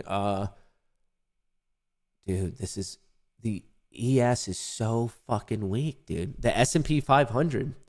I keep trying to short the stronger one right here. Look at this. SPY is barely going anywhere, and then yet we are clearly getting these higher lows on NQ. So between the two, there's just a distinct, like clearly SPY is weaker than the Qs right here. Let me move myself over. SPY is weaker than the Qs. The SPY has equal lows while the Qs have a higher low, and it's actually going back for that red-green test. Oil's going. Like I said, I still really think this is going to work out, with the major call out being SPX to tag 7,000. It's just the timing of it. Timing of it is not breaking my way. And I think the real bitch right here is I was trying to get into this trade, and I'm down money, and inevitably this always fucking costs me money. So I don't even know why I did it, but I should have waited for this to confidently close below and then also break down. So the 5-minute, 10-minute, all bearish, but the 30-minute never really went bearish. It tried to. 30-minute is actually refusing to go back bullish at the moment. So like, one of these is going to be right, and one of these is going to be wrong. I think the S&P 500 is going to be right, at least in the short term. Once again, because of this play at 7,000. Once again, we'll do a sanity check. Yes, it is still there. So with that play there, I think it's a matter of time. Would you ever switch to trading ES instead of NQ on a day like today? Maybe. I'm not against it. I just think NQ is more fun to trade. It's more fun to trade, in my opinion, but I have no issues with ES.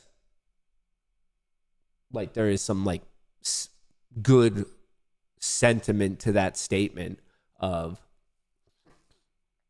hey, if one's weaker and you want to be short, shouldn't you short the weaker one? Yeah. Rum's up 6%. Yeah, I actually want to talk about Rumble. I have a post on it. It's pinned to the top of my profile. For everyone watching on Rumble, obviously you're going to care about this, but even for those of you watching on YouTube, if you paid attention to what happened with Allbirds yesterday and the giant spike, Rumble on a relative basis is a much more interesting play. I broke down the whole thing here. I do want to go over it with all of you. I'm just trying to see if I have to trade anytime soon. But once again, if I don't have the time, or if you just want to read it now, or just to call it out, it is pinned to the top of my profile. But it's kind of a breakdown of how what we saw in Bird. This is pump and dump bullshit. It's gonna end up costing people money. It ripped from 2 up to 24. It's gonna end poorly. Like this, it's narrative. It's nothing like true to the company from a fundamental perspective. And then the reason that it popped was just so many people are like, oh, it's pivoting to AI, but what's already in AI and it's not respected as an AI play. I'm actually starting to like Rumble more as an AI play rather than a like video platform. Like, which I know is a crazy thing to say, but if you look at the fact that they have 22,000 GPUs, the Northern Data deal did go through. You could read it right here. I did pin it. I like a lot more of what's going on the AI infra side of things rather than the platform. I'm not against the platform at all. I like it, but in terms of revenue growth, I think the sky is the limit, and that's exactly why Rum is up 10% and it's going. Because I think people are starting to realize that RUM is actually a legitimately undervalued AI infra play. And once again, you don't have to believe me. Here's the facts. I have the links. Like, you can make your own analysis of it. But then to boot, it also has a high short interest. So just want to call it out. Like I said, I'm in it. I'm bullish on it. That's why I made this, to break it down to the numbers of what I'm seeing. But I wanted to put it out there because if something like Birds can rip from 2 to 24, that's insane when something like Rum actually has like a legitimate shot. So just wanted to explain to you guys why I'm still continuing to hold the play, just because I think it has legit potential. Just sharing my thoughts on it. And obviously I do implore all of you to, I don't know, look at the data yourself and come up with your own, like maybe you agree with me, maybe you disagree with me. But I think Rumble should be considered something a lot more special than simply a video platform. Hang on, what do we have? Oh, the Nasdaq's popping there. The Mag 7's flat. S&P 500 just hit a delta high, but the price action sucks on the S&P 500. But we did get back up to, yeah, right here. We got back up to VWAP. Hang on, am I missing anything? Is there news? I'm not seeing any breaking news. Just shorted at VWAP. Don't hate that play at all. The amount of times that we've sat here and see VWAP just be the perfect resistance. It's also pretty close to 400. I don't mind going short at 86. Maybe you have one at 400 flat, maybe 395, something like that. I don't mind that play at all. Right now, if you're short there, reasonable risk is probably 410. And look at that. On first attempt, you're already up 10 points. Pivoting from streaming to AI is suspicious. What do you mean pivoting? They've been in AI for years. It's not a pivot if you're just realizing it now. Do you know how they've had Rumble Cloud like since I've been talking to them? They've been talking about it for like ever. I don't like for the exact date. Just go look at the first time they ever started talking about Rumble Cloud. But something isn't a pivot just because you found out about it. Something like Birds trying to pivot, that's a different story. They went from making sneakers to saying, okay, the sneaker business sucks, so we're going to go try to raise money to sell, to like involve GPUs. That's a weird pivot. When Long Island Iced Tea is like, hey, we're now a blockchain company, that's a strange pivot out of anywhere. But I think anyone like objectively paying attention to the Rumble situation would not say that that's some like amazing, like out of nowhere, like in your face pivot. They've had Rumble Cloud for many years. They've called out the entire thing of like, hey, we want to be in these data centers for years now. That to me isn't a pivot. Dude, the S&P 500 is so fucking weak here. Damn. As of now, that's shaping up to be a good trade. The VWAP short. I obviously don't know how it's going to play out because we still do have some higher highs and some higher lows. But as of now, you're short at 86. You're already up $300.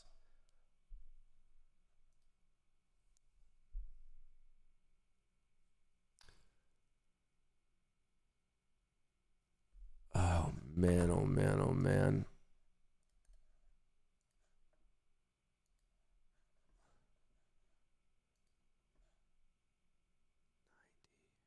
Okay, if I short here,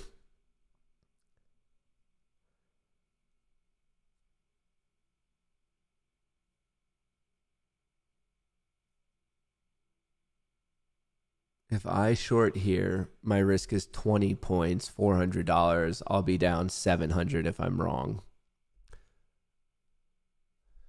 Is the flow changing at all? Mag 7's actually trending up. Nasdaq was trending up, took a little bit of a hit. S&P 500 finally took a hit there. Oh, do I want to do it? I have no position right now, to be clear. We're right at that 50%. The odds would suggest that we made the low second, so we would go back to that. But it's just, are we going to go to that before getting a 20-point pop? I don't want to risk that much because I fully admit that the 30-minute on NQ is a little suspect to me. It's a little suspect to me.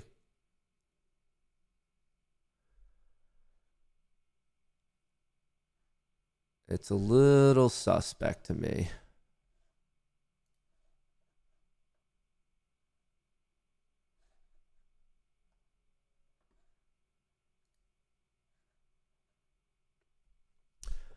Oh, why am I hesitant to pull the trigger here?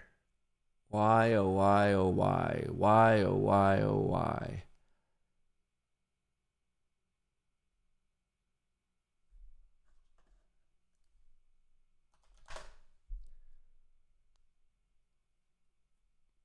Something about it. I don't know. Something about my spidey senses here. I wonder if I can actually get a fill at VWAP.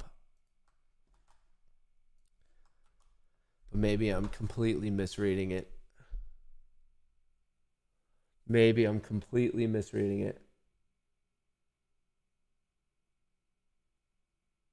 Rum is moving. Yeah, we were just talking about it. It's up 10%. I think people are finally realizing it's a AI infra play that is greatly undervalued relative to the other AI. Like, they already have 22,000 GPUs that are already functioning at 80%, 85% capacity.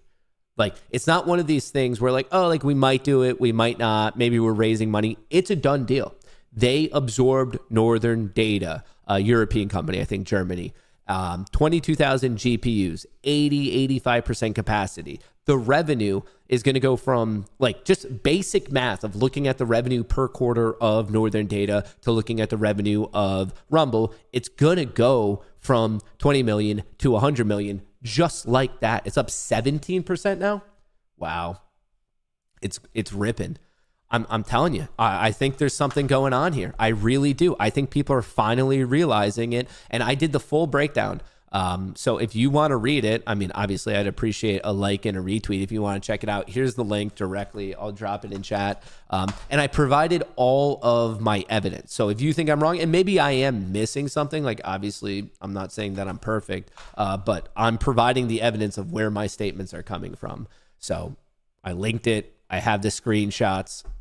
So maybe my takeaway is wrong, maybe, or maybe I am spot on. But I think there's something special going on with it. And I think the world is coming to realize that it's much more than a free speech, right-leaning video platform. I think, once again, I'm not against that aspect of it. I just think what's going to really drive the revenue and why the stock is undervalued is because of what's going on in the world of AI. I do. I think it's actually a leading, from being undervalued, I like it. Just like, okay, a swing trade until it gets to that par value. But then when you consider that it has just under 25% short interest, I think it becomes a short play candidate.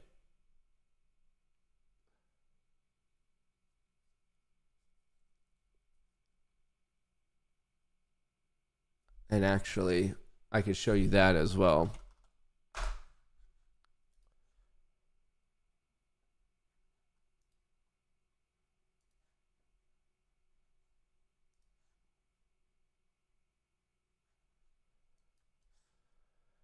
23.6% short interest, 14 days to cover, cost to borrow 9%, utilization almost 98%, about $145 million estimated to be bet against it. So when you have that much money and this much of DTC, days to cover, the shorts, if it gets going, this is painful for them. That's very painful for them.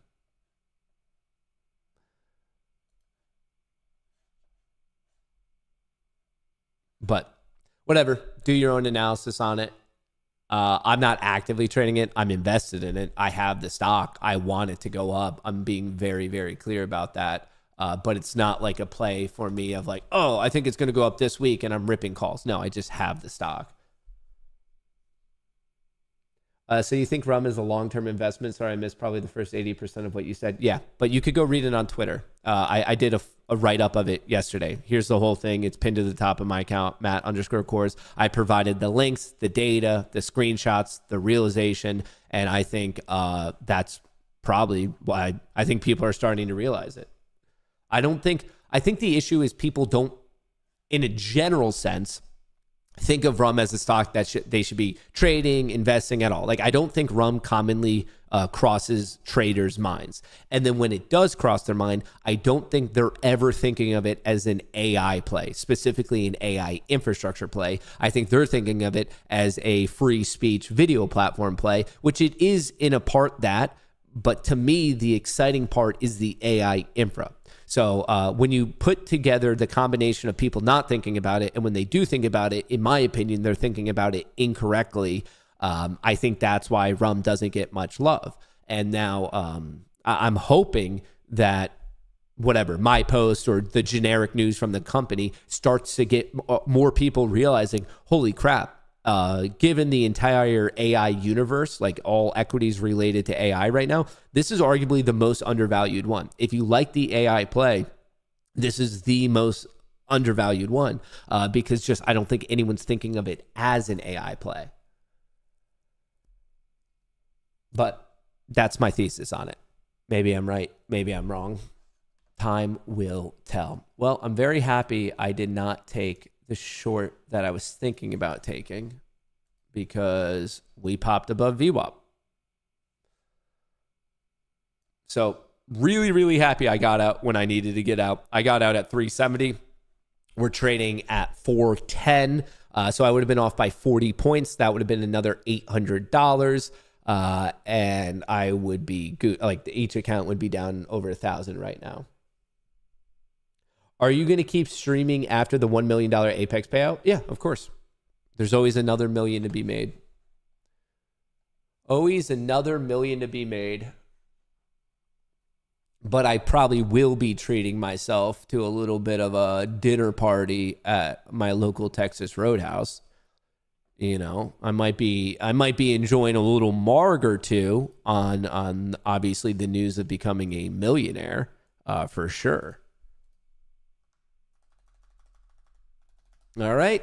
Well, we made the low, and now it's fighting back with vengeance. When you make the low of IB second, the chance of you taking out the high first after making the low, like, so we made the high, then we made the low. So then the question is like, okay, we established the high, we established the low, we established the low second.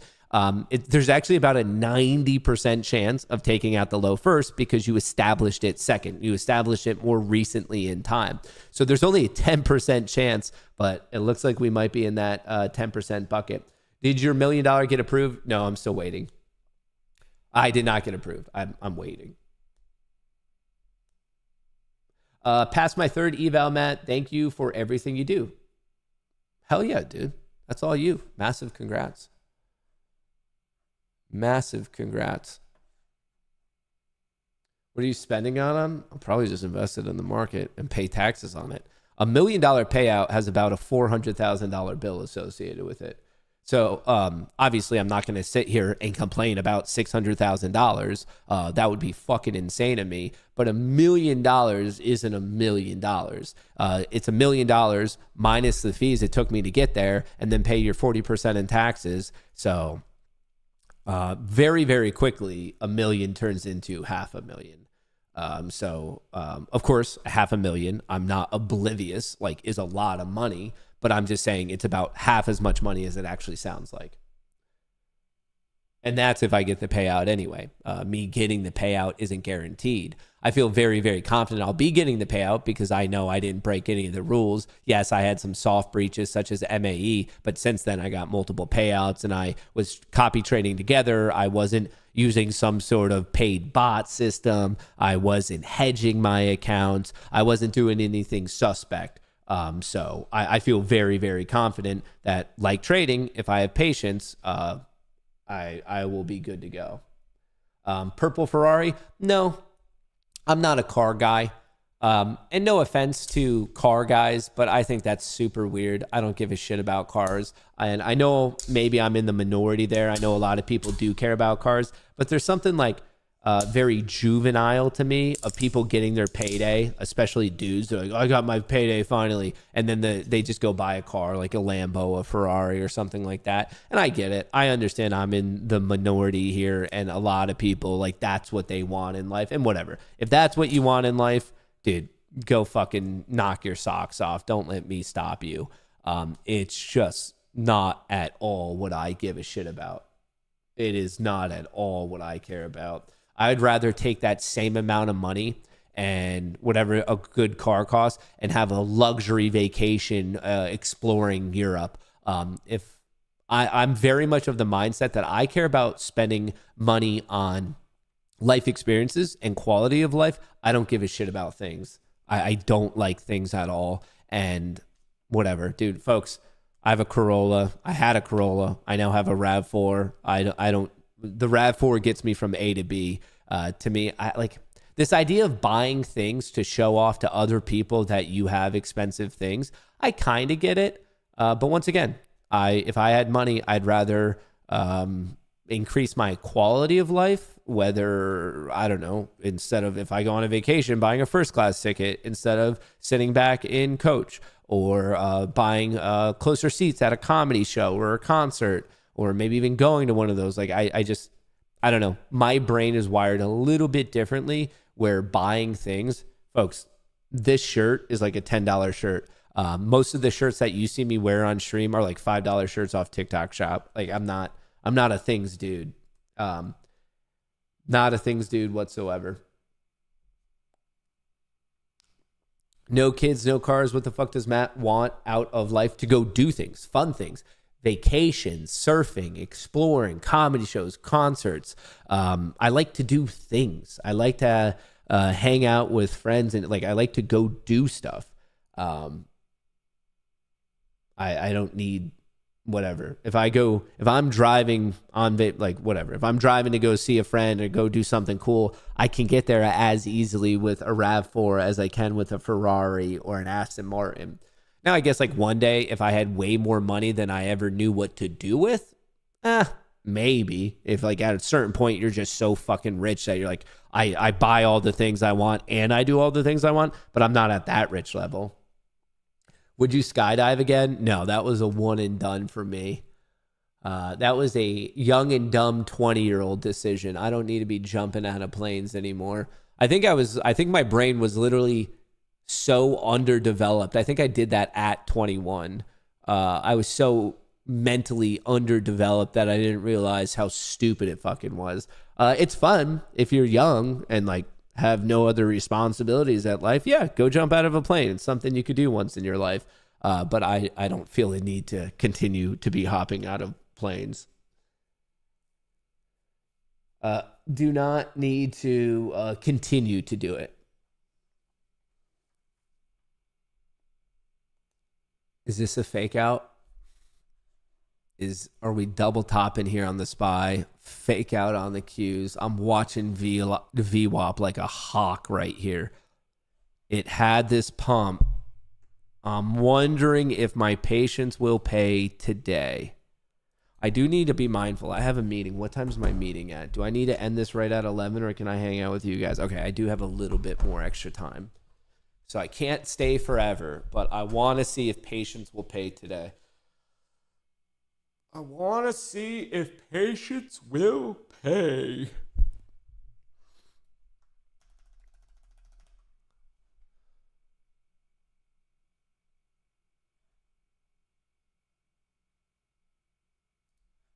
Order filled. Order submitted. Okay, so I'm front running it. The breakdown, it didn't actually break down, but I'm willing to front run it because I wanted my fill as close to 400 as possible, just in case 400 turns from resistance to support back to resistance. So a little awkward to get a fill at 87 or the breakdown of 87 when we could reasonably have the pop up to 400 and it could still get rejected there. But if I get the fill here, I'd be down by 10 points. So that was the logic there, is that I just shoulder, head, shoulder.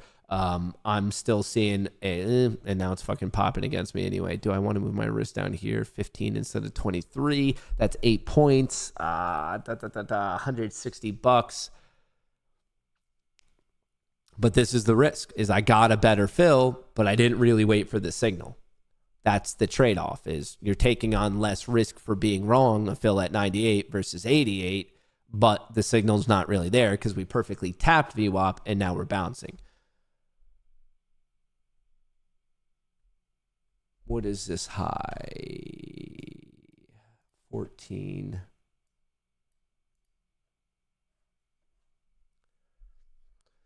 Well, we'll see. I might have to cut it. Like I said, I actually might even move this from 23 down to 15 and save myself a little bit more.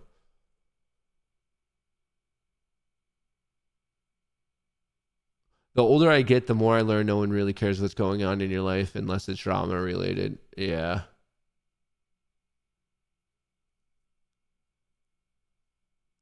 That's a valid point.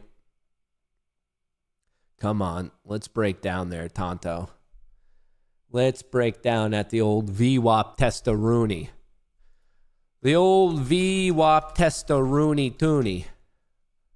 A large overshoot. I mean, this high was only 54 and we got all the way up to 23. That would be something. If we make IB low second back here at 955, if we make this second, let me move myself over here. I guess it doesn't really matter today. But we made it second because we made the high at 9:30 in 3 seconds. We made the low at 9:55, 25 minutes later. We bounce all the way up, almost all the way up. We tap out at 23. The high is 53, so we undershoot it by 30 points. Imagine if it does still take this out first. Imagine if we shoot all the way down to 275. Would be something. It may struggle to break down, of course. Or it may vomit. Or it may pop. Anything. When people say like that, like, no shit, anything's possible. I don't get those statements. It may do this is always true. The only thing the market is not going to do is go backwards.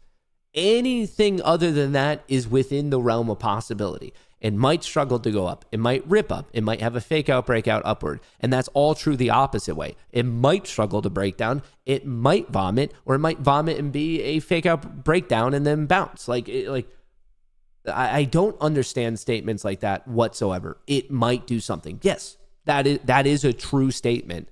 So I'm not saying that it's incorrect in its validity. I'm saying it's useless in terms of trading. Anything may happen. The only thing that's not going to happen is this chart going backwards.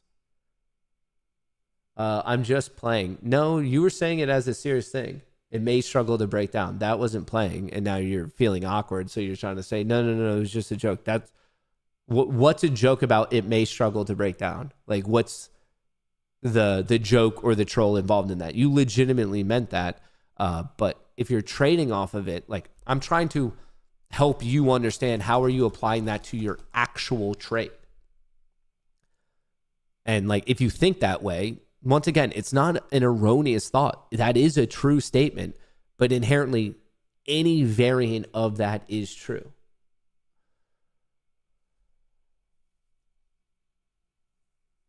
Matt, it's not that serious. Well, for people trading, yeah, like sometimes you have to understand what is the proper mindset of trading. So to some people who are seriously trying to be traders, it is serious.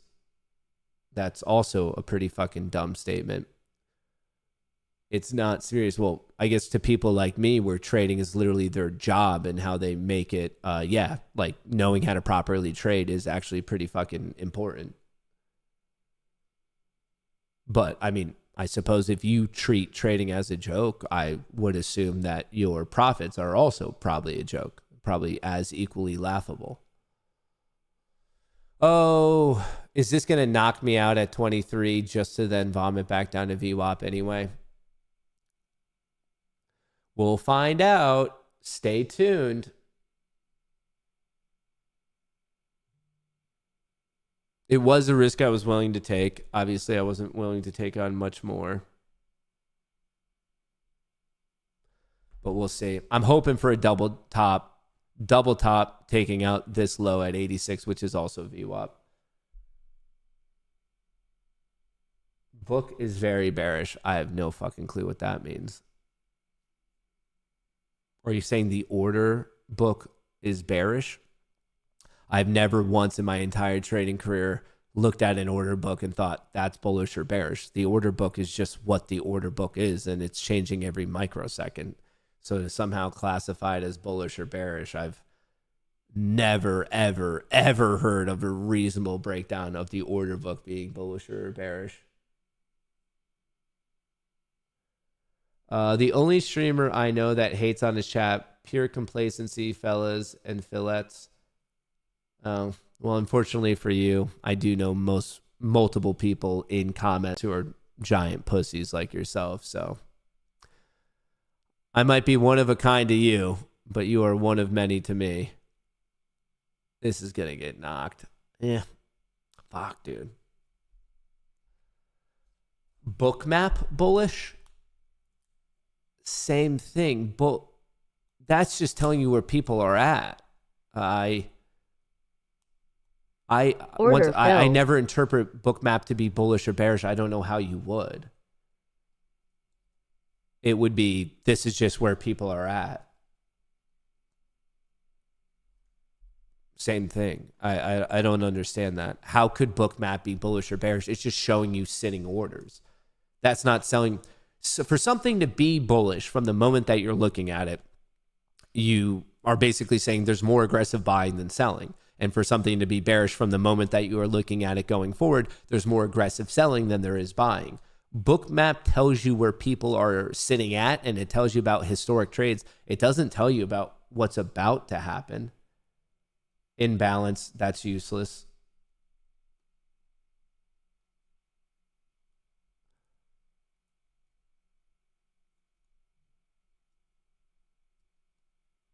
Actually, truly, like mathematically, it's a useless fucking concept. You could have as much imbalance as you possibly want. That does not tell you if people are buying or selling or what they're about to do. Constructive criticism is now considered hating. Yeah, apparently if I like actually try to teach someone something and like correct them, they're like, that's hating, that's criticism. Do you still like sangria and Cheez-Its? I live for sangria and Cheez-Its. All right, well, that one is 100% my fucking fault. Oil's taking a hit there. Well, the 30-minute on ES loses and actually goes bullish, and the 30-minute on NQ wins and actually And even this now, what's that? 87.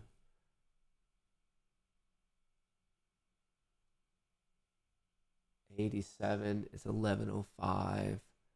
Actually, where I got knocked out, I kind of wish I took a long there. Just so you guys know, there are sellers at 53 that might offer a little bit of resistance. It seems as if they are targeting the IB high. House flow looking. NASDAQ picking up decently. Mag 7, double bottom, kind of trending up. S&P 500's ripping.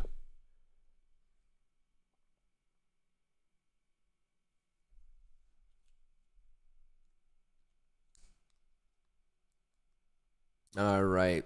Is it time for me to switch teams?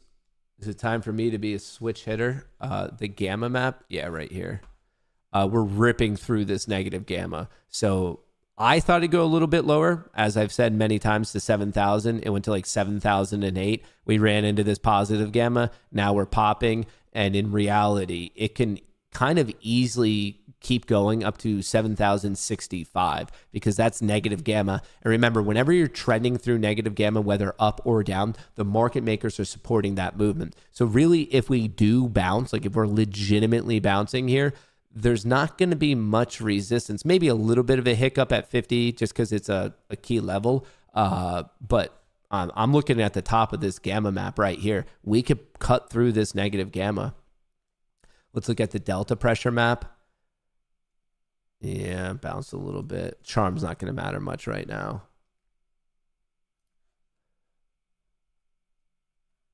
Damn, where I got knocked out, I probably should have taken it long.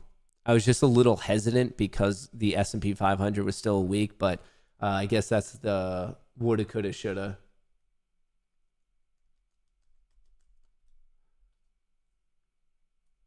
Love all these backseat drivers talking to a streamer who's waiting on $1 million payout and probably made more in a month than you've ever made.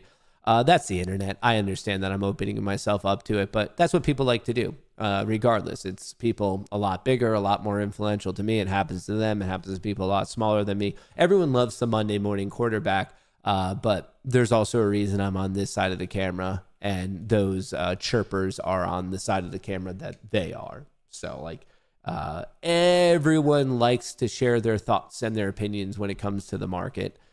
Everyone loves to do that. And everyone likes to think that there's some sort of this like amazing gifted trader. But then when it comes to their actual trades, where's the profit?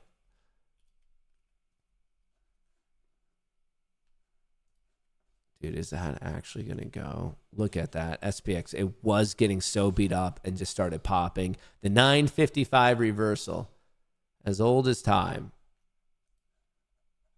Dude, we might be going up to 88. That's a nice 40 points right there.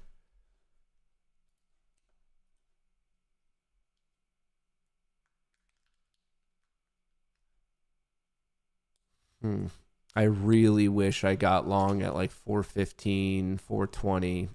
That was the play that I should have been involved in.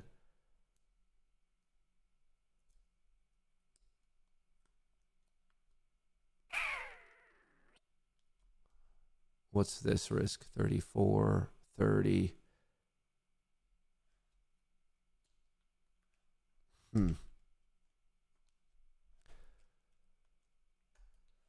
Order filled. Oh, brother, oh, brother, oh, brother, oh, brother. What is this high? I'm looking at 88, so and then pretty much 500. That would bring me slightly green on the day if we hit it. Slightly green on the day, and I was up 500. Realized, and at one point I was up 1.5K. Unrealized. So I'm definitely playing from the heels a little bit here. LOL, I ordered food and the dasher's name is long. Well, if that's not a sign, I don't know what is. What an omen. I feel like this trade has to work now. Is anyone else getting signs from the universe? You see Apex moving people to live without getting a payout yet? That's a lie. That's not what's happening. they've previously gotten payouts. They might not have gotten payouts on those particular accounts, but no one's getting moved to live on Apex that's never gotten a payout. You're not going to be able to find a single example of that happening. So, I mean, I guess when people state things like that, whatever, what was someone saying that it's not that serious? If in this world having a hyper attention to detail mattered in one thing, it would be in trading and in the universe of trading. So like when people say things like that, you're just wrong. Order submitted. Sorry, you guys are properly yelling at me about the stop loss.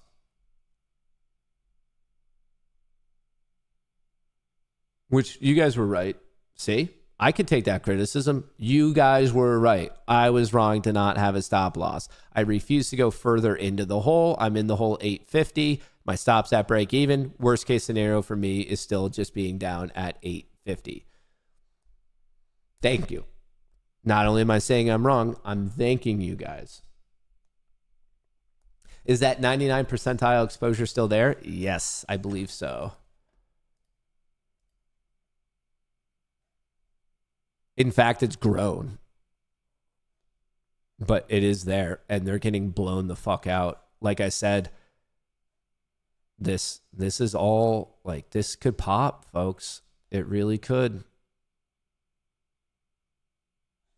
We could easily, what is this, drift to 7,050 and then grind up for the rest of the day and end right here at 6.5.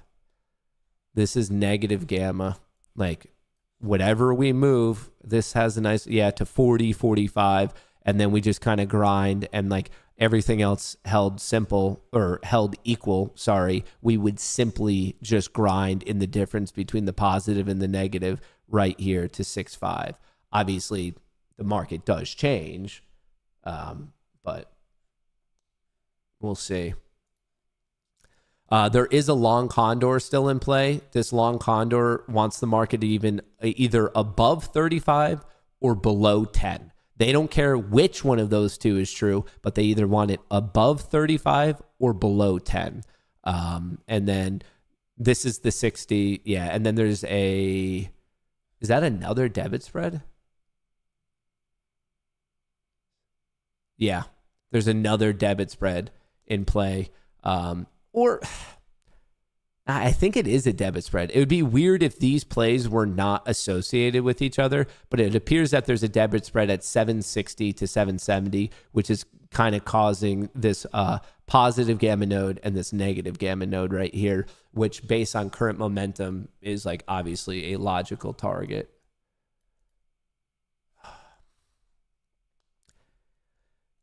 Is it crazy for me? I kind of want to set my stop. How far away? That's a little too far away, isn't it?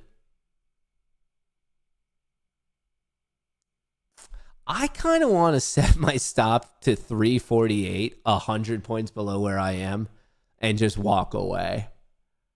That's a little insane, right? Is that like a absolutely fucking bonkers idea?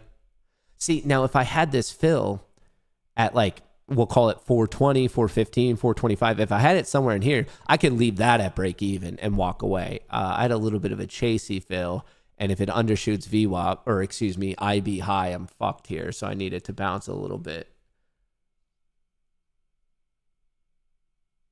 Bought puts, moves $1 immediately. I don't know why you would have bought puts. It didn't break VWAP.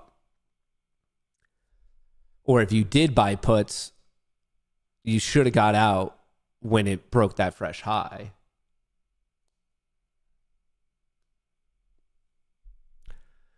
All right, I need a little bit of luck here, team. I need a little bit of luck. I need it to not dip so much to IB. Did we take out? We did. Ooh, did we almost? Did we just miss it? We almost took out the pre-market high, which would be a new all-time high, by the way. You could see right here. We got as high as 88 in pre-market, and the pump we just had was to 86, so we undershot it by 2 points.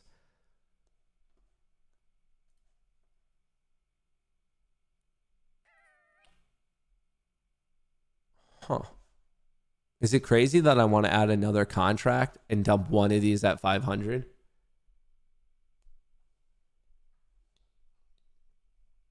Is it insane that I want to add right here 70 to 500, lock in 30 points, lock in 600, and then that gives me a 30-point buffer on this, bringing it back down to 18, which is where I should have been anyway. Is that insane?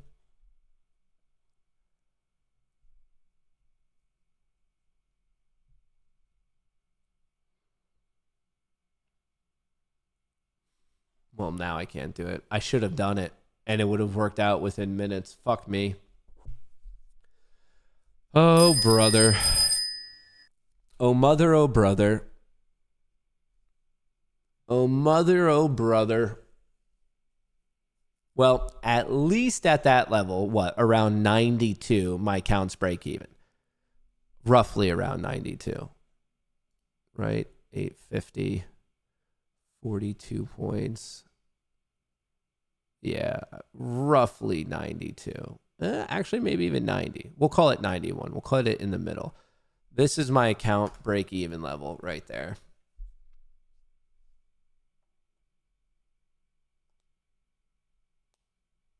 That poor 7,000 player. I mean, game's not over. We've seen crazier things. Right now, they're hurting. They're definitely hurting right now. Definitely hurting. But the flow right there, that call buying, it really kickstarted at 1018. The sell-off stopped at 955 and people started getting out of puts, but then the bullishness started at 1018 and then it became pretty apparent here at 11. Pretty apparent at 11. Mag 7's even picking up now. NASDAQ just hit a delta high. That's crazy. Actually, Rumble's holding 19% gain. All right, if you're in the Discord, Piper did fire. What is today? Today is the 16th.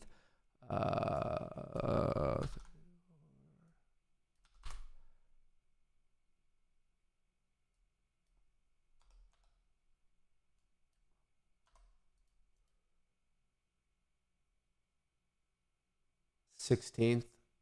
Oop, that was going to be wrong. A little bit of a typo. Good thing I double checked it. All right, if you're in the Discord, that is there. Brother.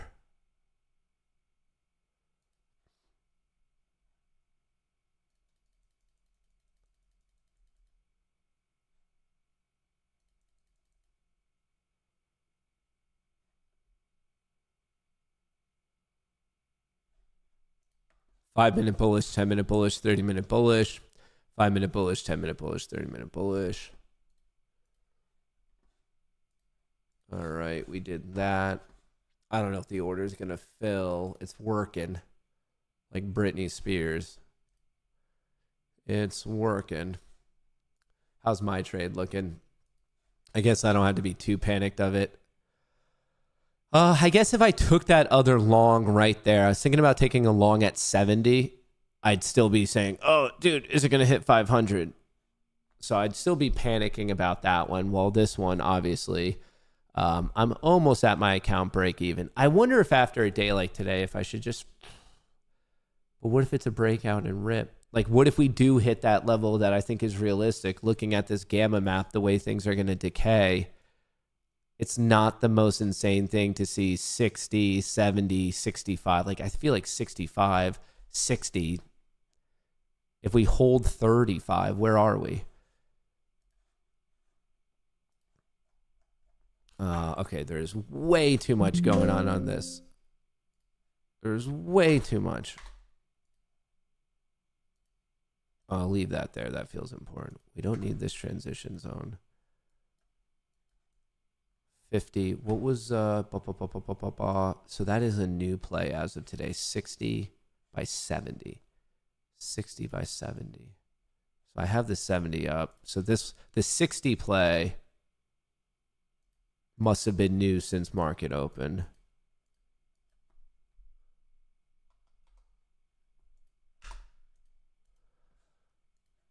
Where's the 50? 45. Actually, so it's 45 and then 60. So let me update that. This one's more of 45. Yeah. Ooh. Shit.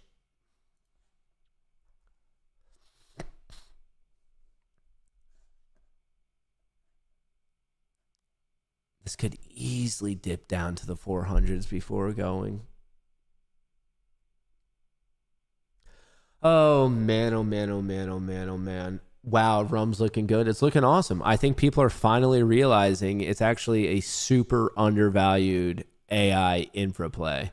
My pinned tweet has all the details. If you want to read it, you can come up with your own breakdown and analysis on it, but I provided all the evidence for my reasoning.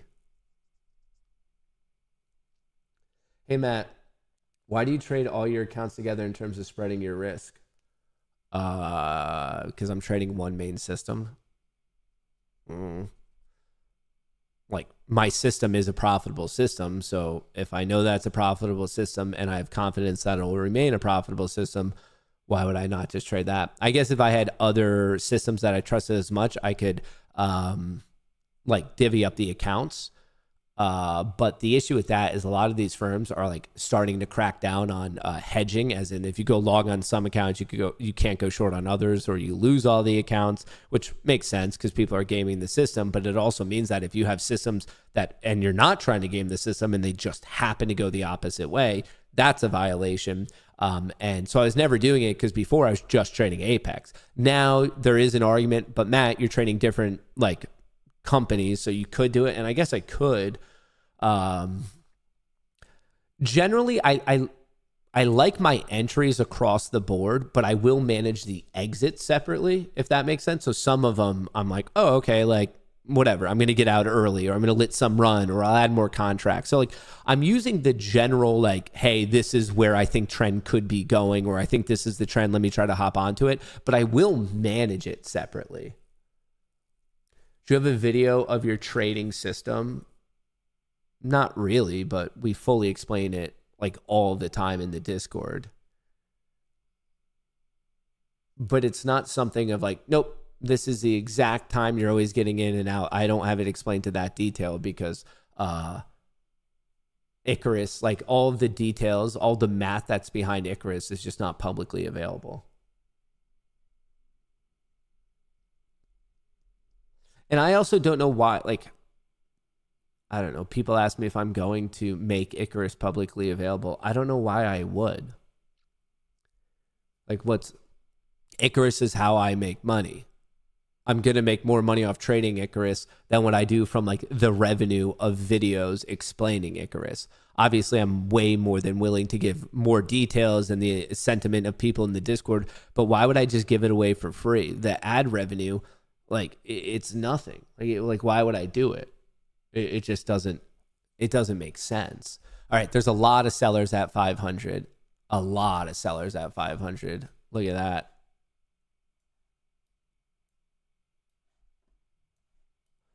A C, 500, and then 501.25, about 110. What do I think about SoFi going into earnings? Don't give a shit about it. Earnings are 50-50. Like, what's the point? Like, why are you trying to make a bigger prediction than that? Like, do you really think you're somehow ever going to have better than a 50-50 shot playing earnings? If you ever are trying to play earnings, as in like, I'm just bullish, I'm just bearish, obviously you do have a statistical edge if you're doing something more along the lines of selling premium, playing the vol crush. But on any earnings whatsoever, if you think there's a way to ever have more than a 50-50 shot of being right, whether bullish or bearish, you're playing a losing game. The edge related to earnings, and this has been documented by many people far smarter than I ever hope to be, is just playing the vol crush. Undervalued? No. What, do you think I have the fundamental analysis of SoFi memorized? SoFi is a boring fucking stock. It's a financial play. Financial plays are some of the most boring fucking plays you could possibly care about.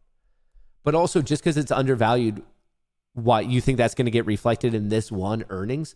Undervalued or overvalued is a call out for long-term investing. Just because it's undervalued today doesn't mean it magically goes back tomorrow. Just because something is overvalued today doesn't mean it magically goes back tomorrow. And something like earnings doesn't have to correct that. So if your reasoning for being bullish going into earnings is because it's undervalued, your timelines are completely out of sync. You're not looking at the right timelines. If you think it's undervalued, you're basically saying, I'm willing to buy stock here and I'm going to hold it until it hits the value that you think it should have based on whatever your analysis is. But it's not like things reset to their fair fundamental value because of earnings. That's just not how the market works. Earnings is never bullish for blue caps. Well, that's also wrong. Where do people come up with this shit? Earnings is never bullish for blue caps. So every single time I see Nvidia pop, Tesla pop, Microsoft pop, you're saying that's just like is a figment of my imagination?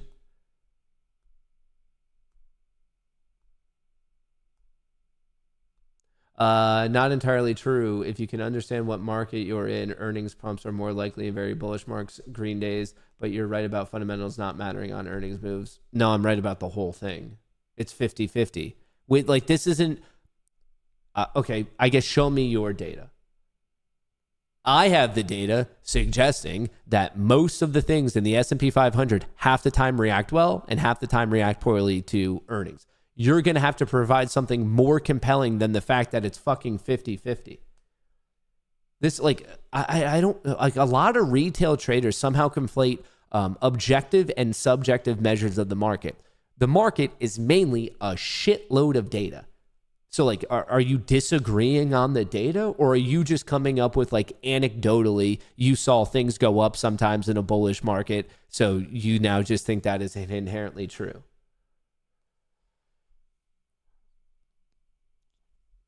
My P&L is my data. Honestly, that's the fairest thing I've actually heard today. If your P&L is green, don't let me get in your way. We're all in this to make money. So if you look at the market in a certain way and your P&L is consistently going up, I'm not saying you had a profitable trade. I'm not saying you had a profitable week or month or quarter. I'm saying in the long term, if your account is growing and growing and growing, don't fucking let me get in your way, and don't let anyone get in your way.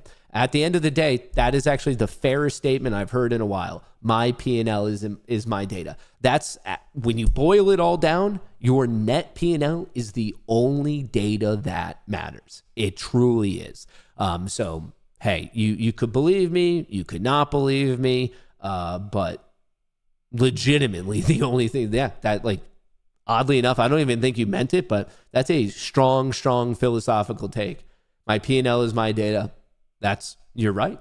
In fact, it's the only data that matters. We can use other data to try to improve that one piece of datum, but that's what matters, dude.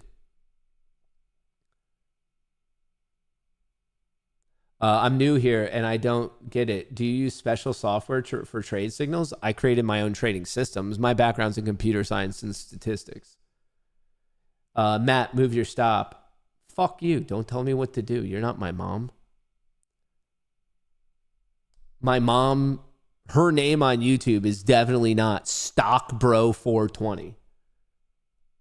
So, fuck you. I don't have to listen to you. Oh, are we going to hold 500?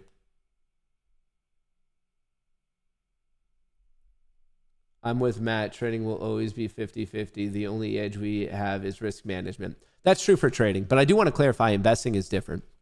As an investor, you have a much greater shot than 50-50 if you simply invest in high quality blue chip stocks and come back 10, 20, 30 years later. So I know trading and investing happen perceivably on the same field, obviously the field of the market, and it feels like they're the same, but trading and investing are two wildly different beasts. They're two completely different games. You should never be conflating them. The odds and the tactics and the way to be profitable in trading is incredibly different than investing. And oh shit. And people need to know that. And people really, really need to respect that. What the fuck was that? No, is this coming for me? Maybe I should have gotten out at that break-even mark. Like I said, I'm not risking any money. My stop's at break-even. It's a question of how can I manage it from here. I wouldn't mind a little bit of a pop back up from this. A little bit of a pop there. Investing is a game of fundamental analysis and predicting trends far out. Trading is a game of math and risk management. Of course, there's risk management in investing, but the type of risk management you have to do is considerably different. And I find a lot of people conflating the two because they think something is a good investment. They think it's a good trade. Because they think it's a good trade, they think it's a good investment. And those two things, they rarely have anything to do with each other. Something like AMC was a phenomenal trade, horrible investment. Same with GME, phenomenal trade, horrible investment. And then you have certain things that I think are actually like really, really difficult trades. Something like Microsoft or Netflix. And I know once in a while they have nice moves, but like I think it's a really easy investment. Or something like Palantir. I think that's a tough, active trade. But as an investment, I like it. Now, obviously, I'm talking about just like the straight up buying and selling of it. If you're talking about premium, that's a whole different thing. If you're like, but Matt, I like the investment and I'm selling puts and I'm always leaning decay, that's a completely different beast in itself as well.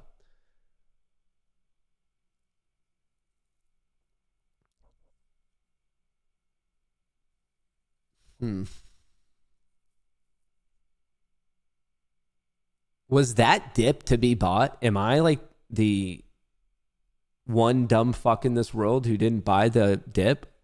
Like, are we just going to rip like we have for the past 2 days? Like, should I have just been like, fuck it, ripping it? Oh, should I have added a contract there? What time is it? It's 11:30. How do I want to handle this?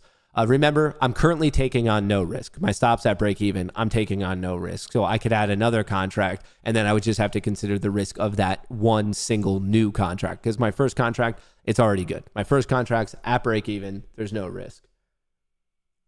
Was just a rejection at 26,500. You're saying in terms of the news? Yeah, just someone hit the sell button in a low liquidity environment. But I still think 45 and 60 are still interesting to me at this point. The NASDAQ did take a hit there. Mag 7, something happened right at 11:29. Was there news by chance? Because perfectly at 11:29, SPX got hit, Mag 7 got hit, and NASDAQ got hit. Is anyone seeing any news specifically at 11:29, or is that just some large player? Like, I mean, what happened? Calls got sold. Someone sold a bunch of 0 DTE calls on the NASDAQ. They sold calls for tomorrow on the Mag 7 and on the S&P 500. They sold calls they sold calls earlier at 28, and then someone bought puts. But that could also be the person who sold puts earlier buying them back. Remember, just because you're buying and selling doesn't mean you're buying or selling to necessarily open or close. You could be either of those. When you get into calls, this buying of calls could be buying to open. It also could be buying to close. And in reality, it's probably a mixture of the two. Same thing with puts. This selling of puts, these blue lines going up, it could be selling to open. It could be selling to close. And in reality, it's a mixture of the two.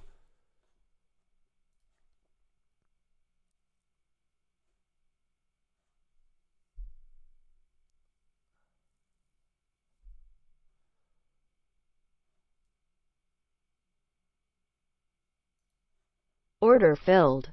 All right, so I'm leaving this stop on the first one because I know I have no risk. I was in at 48.25. I'm going to move it up to 48.50. And on the second one, I just took a long at 79. And for right now, I'm going to put the risk Order in at submitted. 52. Or should I just leave them both at... I could just put them both at the same value. Yeah, so one of these is a freebie because I'm long at that value. So I'm only taking on the risk of one contract. Oh, brother. What was this one? 80.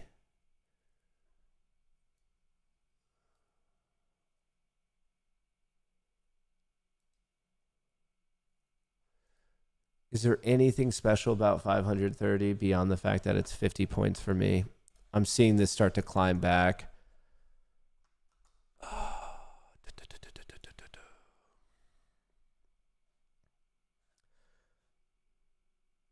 Who knows? Who knows? Who knows anymore, you know? Matt, does option order flow affect the price of NQ or just an indicator for where price may go? Oh, no. Options has a huge impact on price because what changes in options, it causes the market makers to actually have to do something. Because remember, they're always hedging out their books. That's one of the coolest things is, okay, so if you are dealing with equities like stocks and ETFs, if you are dealing with futures, it's referred to as a multi-dealer market. A multi-dealer market. As in, if you are buying or selling, there's a chance you're buying or selling with another retail trader or a hedge fund or a high-frequency trader. But if you look at the world of options, it's a single dealer market. As in 90% of option trades plus, if you are trading, a market maker is taking the other side of it. So because such a high density of trades are taken by one specific type of a counterparty, like if you buy a call, the chance of me selling you that call is slim to fucking none. If you buy a put, the chance of me selling you that put, if I'm selling a put at the same time, is slim to fucking none. 90+% of option trades are taken by market makers, which is beautiful because such a high density of trades are taken by one type of a counterparty, market makers. That means we can track what's going on and we get an idea of how they try to hedge out their books. Because remember, market makers, not only are they taking the lion's share, the super majority of option trades, we also know that they're not directional players. We know that they are looking to play the spread. They are looking to keep their book perfectly neutral. And they're looking, if you're buying a put at $1, they're looking to take the spread and maybe the spread's 98 cents and they get the 2 cents off of it. So because of that, we know they're trying to balance out their book. So that's what the gamma map and the delta map and the charm pressure are telling you. It's giving you a mathematical insight to how market makers have to be hedging out their book. So that's what this is all about. It's all about what the market makers, someone said pop. Well, fuck me sideways. Look at that. Slap my ass and call me mommy. Because I am making some money today.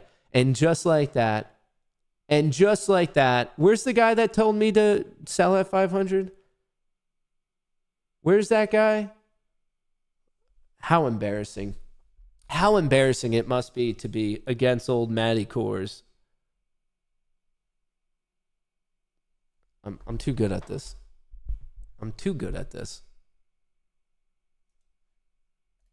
Order right, submitted. We're locking in one at 50, ideally.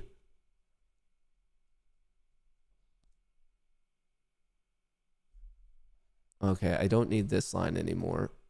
Hard rejection at 43. I kind of wish I was paying attention a little bit more instead of explaining very important concepts to you guys. I kind of wish I locked in and then explained very important concepts. But the question was, does options order flow have a direct impact on price? It does, because it's giving you an idea of how things move, of what market makers are going to have to do, which tells you, are they going to be a natural buyer or seller? Free trade. Okay, well, what I'm going to have to do is make him a free trade independently. So remember, I have a long here at 1108. I have a long here at 1134. So I'm putting them both to their own break even.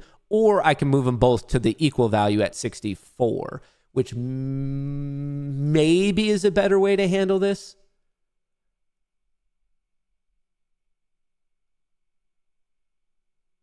Or my life would be far easier if we just rip to 50, I lock in one, I set the stop to break even, and I move on with my life.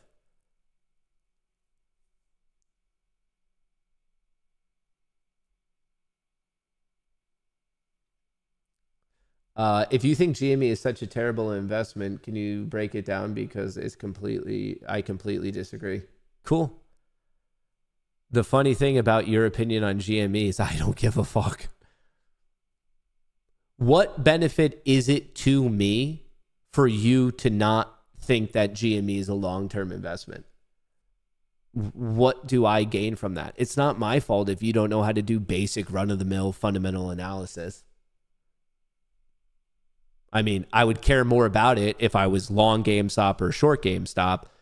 I have no position on GameStop. And I think if you are putting money into GameStop, regardless of if it goes up or down, out of the entire universe of investable stocks and options and futures, it's just a low tier option. The odds of it doing anything exciting in either direction are relatively low. So you have a finite amount of capital. Why would you be wasting your finite amount of capital on something that's like just not a good play in either direction?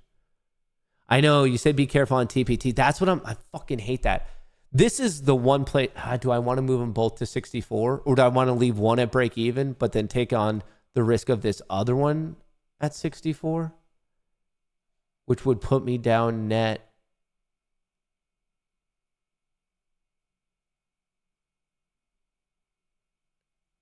It's 200. I'm trying to think of it because I should have been trading the new TPTs slightly separately because of what you're calling out, the unrealized drawdown. Now, if we could take out 525 and not take out 490, according to Bookmap, that's where I see buyers and sellers, I'm fine. Matt, Trump post. Okay. Fuck. I just had an excellent conversation with the highly respected President Joseph of Lebanon and Prime Minister Netanyahu of Israel. The two leaders have agreed that in order to achieve peace between their countries, they will formally begin a 10-day ceasefire at 5 p.m. Eastern on Tuesday. What Tuesday when? Of this upcoming week. So they're like, hey, just so you know, we're going to have like one little quick weekend of war. Did he mean Thursday? That's weird. On Tuesday, oh, wait, never mind. This is just very poor grammar from Trump. On Tuesday, a whole new thought, apparently. The two countries met for the first time in 34 years here in Washington, D.C. with our great Secretary of State, Marco Rubio. I have directed Vice President J.D. Vance and the Secretary of State, Rubio, together with the Chairman of the Joint Chiefs of Staff, to work with Israel and Lebanon to achieve a lasting peace. It has been my honor to solve 9 wars across the world, and this will be my 10th. So let's get it done. I don't know if he should really be counting solving the wars that he is starting. I don't know if we should put those on the list, but hey, that's an opinion. But anyway, the ceasefire is today at 5 p.m. Eastern. And he was just calling out the fact, shit, the market's fading the move. Come on, get the fuck back up there.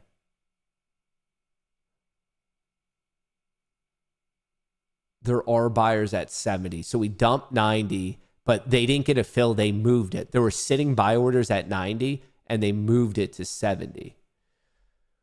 Oh, this is a precarious situation. Back below 500. That's a bummer we didn't hit 50. I wasn't that close. I can't complain that much. We were 7 points away. It wasn't my normal 1 point away. But I just wish I logged in one. Are you already in real estate? What percent? No, I think real estate is not.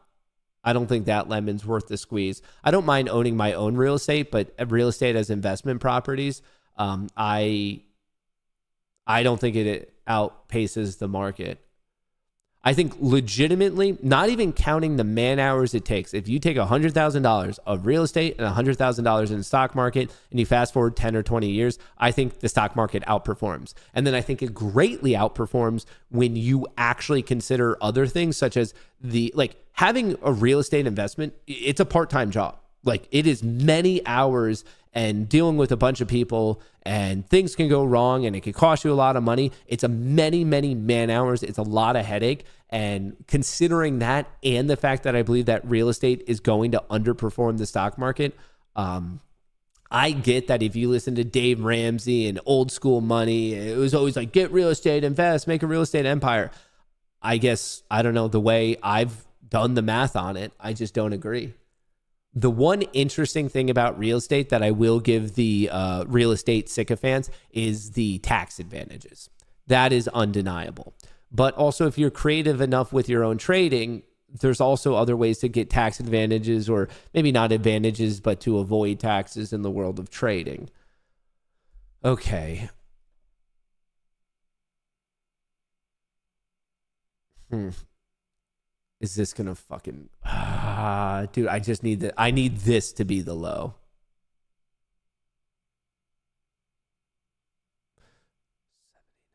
And that hits 75.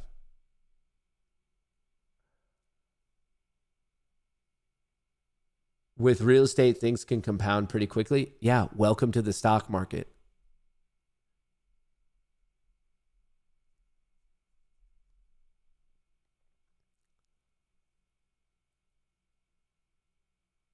As if there isn't an extreme compound nature in the world of stocks. Oh, how do I want to do this? I really, why I'm freaking out. I know you guys are seeing green and you might be like, what's Matt's issue? Right here. This account, this account, this account. They are fresh TPT accounts. It's unrealized drawdown. At one point, it spiked up to 2K. If I get out for break even, I've given back half my buffer. This is the biggest pain in the ass when you first have TPT accounts. That's the most difficult part about TPT accounts, is just getting over the buffer. Once you're over the buffer, you're awesome. The splits are good. You have daily payouts, but that's like, it's a give and take in the world. That's why they make it so difficult to get to that point, because once you get to that point, it's incredibly awesome. So it's just these three accounts that I know it looks good, but at one point I saw 2K. So any dollar that I'm below 2K, it's eating into my drawdown. If you could trade like Matt, you would not need real estate. Maybe. I thought that I would have agreed with that statement at 11:37, but now fast forward 10 minutes, I'm not so sure I can agree with that statement.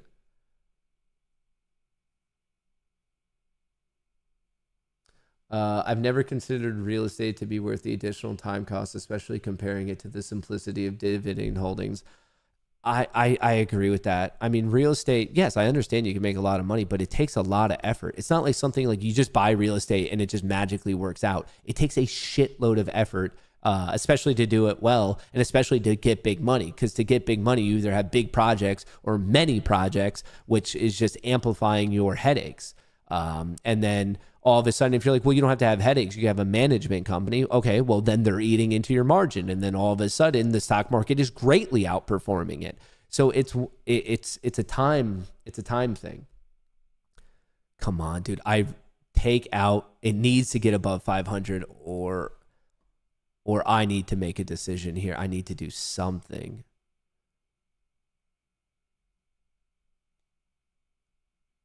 It's not looking good. Shit, that bounce.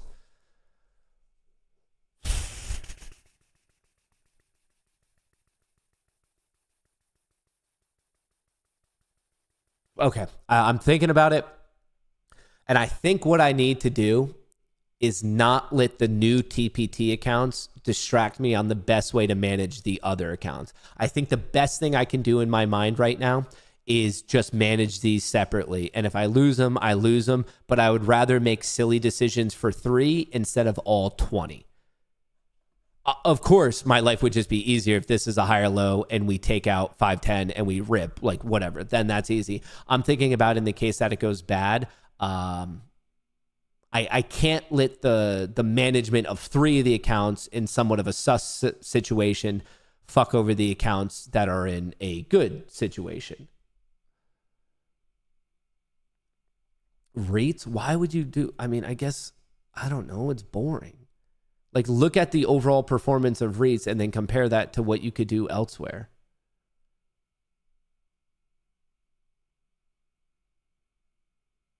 Fuck, I don't have.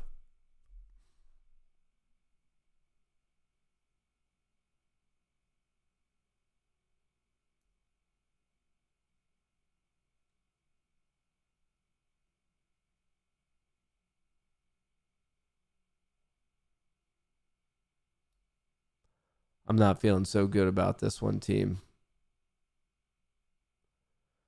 I'm not feeling so good about this one. I have to move it up, but there are buyers at 70. Do I just want to close?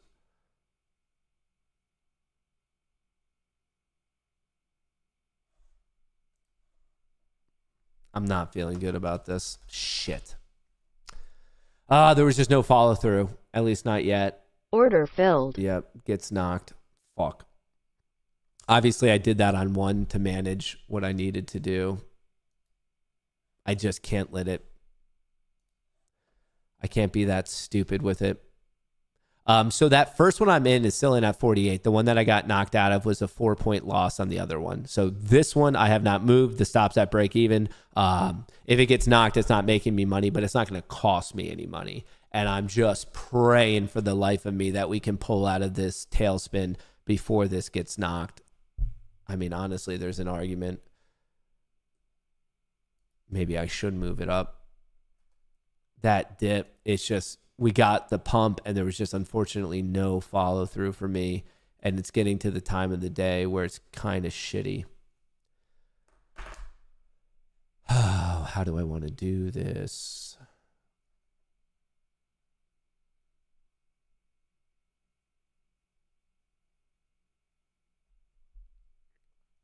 Wow. Literally knocked out right at the bottom. Knocked me out at 74, went to 72. I don't mind it. As much as that's like the aw shucks thing, it easily could have vomited, and it was the proper risk management. You can never be betting on like, no, it's just going to go a little bit and then magically come back in your way. If it does that 9 out of 10 times, you're lucky, but it's on the 10th time that you lose your accounts anyway. Buy a live cow. I'd rather buy a live cow right now than real estate.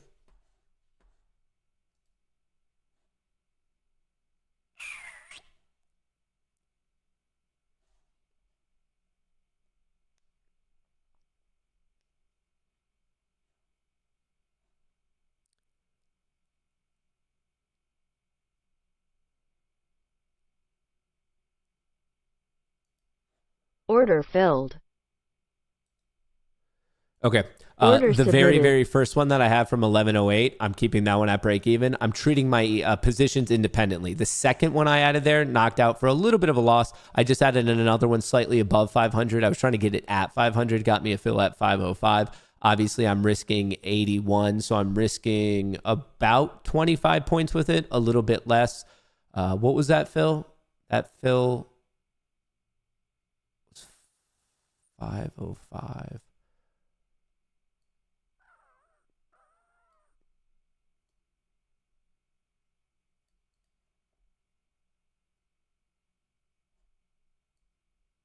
All right, so that would be a perfect 50-point gain, which maybe I shouldn't do that. Maybe I should just play the chart. Maybe I should dump it at 43, the current intraday high. Once again, this bottom one is a fill from 1108. That one's at break even. It's a freebie play. I'm focusing on scaling into contracts. And that fill right there was 505. Obviously, if we take out 40, I'm moving that one stop to break even. Market is designed to be bullish, so more cows is a no-brainer. I agree.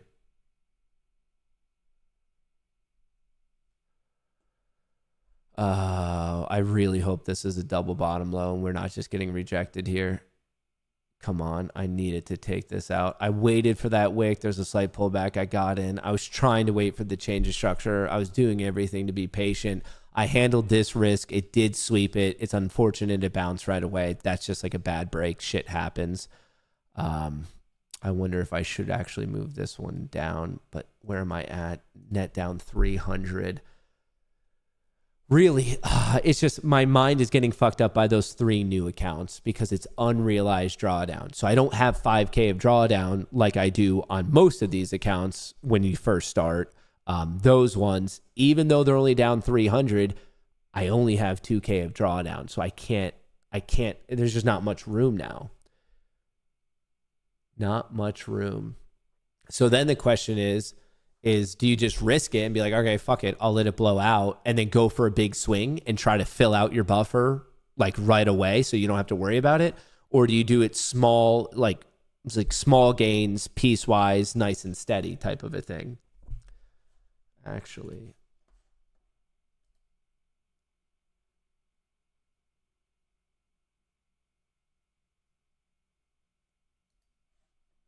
How the fuck is that not decaying?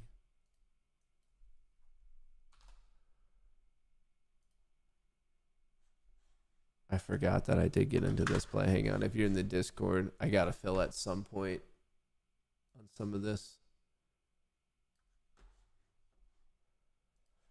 Oh, I don't know. I go back and forth. Of like just scalp it. And then other times I want to just say, fuck it. I think the trend's going to persist and I'll come back at the end of the day.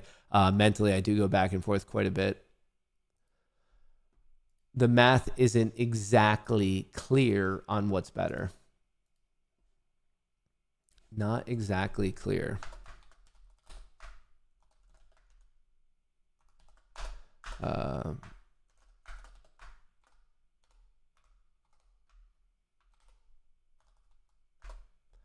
Did I put in my profit target?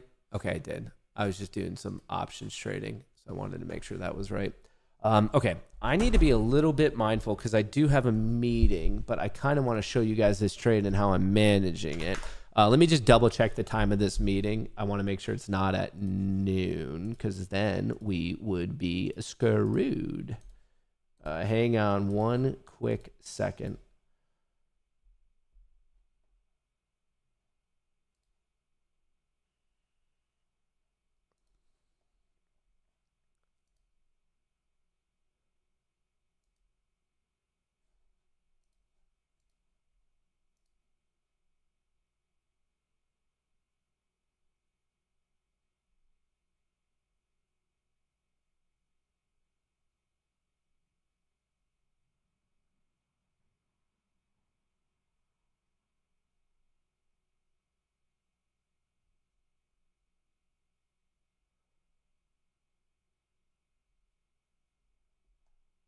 What?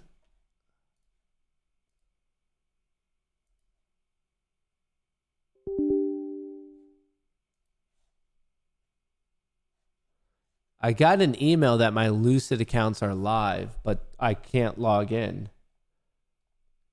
Hello, your live accounts are set up and ready to go. Your login credentials remain the same. Please ensure you are logging in the live environment, not sim.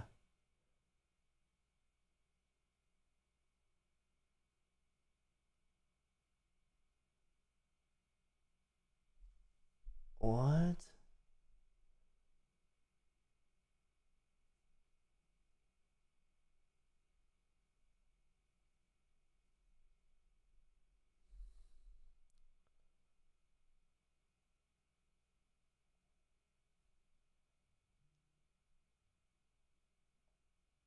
I'm trying to understand how I can actually see these accounts. Apparently, I got moved to live. But, okay, I'm going to have to take care of that later. I can't get distracted by that now, even though I already fully got distracted by that. Fully got distracted by that.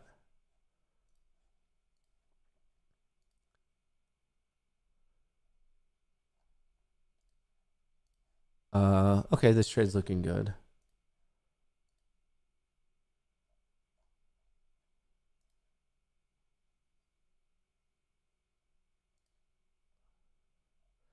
Oh, good news. I ordered myself the Maduro suit, the gray Nike Tech fleece outfit, the one that they put Maduro in when they arrested him, and it just came. So really fucking stoked about that.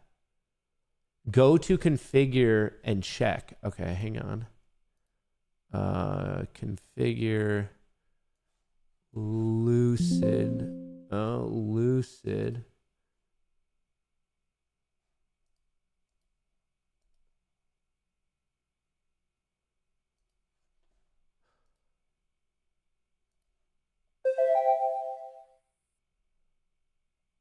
Well, there they are.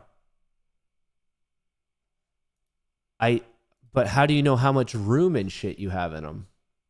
Well, there's my, you guys are seeing it real time, live, like legitimate live accounts with Lucid.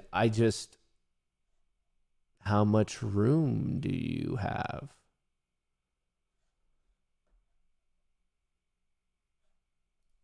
I don't know. Did it come with the sunglasses and headsets? Well, no, I'll have to use my own. But honestly, I'm stoked about it.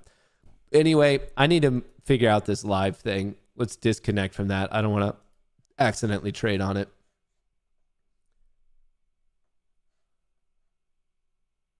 No money in the accounts. That's why I'm afraid to trade it, is because I want to know how much drawdown. Like, I want to know what I'm working with. So officially live with Lucid. That's awesome. All right. Okay. That one's at break even. My net loss. The max I saw was 2K. So this is such a tough decision. Do I just because if I get out right now on this one, I only ate into my buffer 500. That's not bad at all. Like, I can work with 500 on buffer. Obviously, I'm trying to lock in. Remember this trade right here? I'm long at 505.5. I'm trying to lock that bad mama jamma at a perfect 50-point gain. So nice $1,000. That would put me secured ahead 700. And then obviously I have the runner from 48. Cut it now. From a guy named Crunchy. Oh, wait. I did all that to see my meeting. Am I late for my meeting? Everyone shut up. Shut up. I might have to ditch. When's the meeting? Is it 12 or is it 12:30? Everyone shut your mouth. Okay. It's at 12:30, so I'm not late. Okay. So that one's there.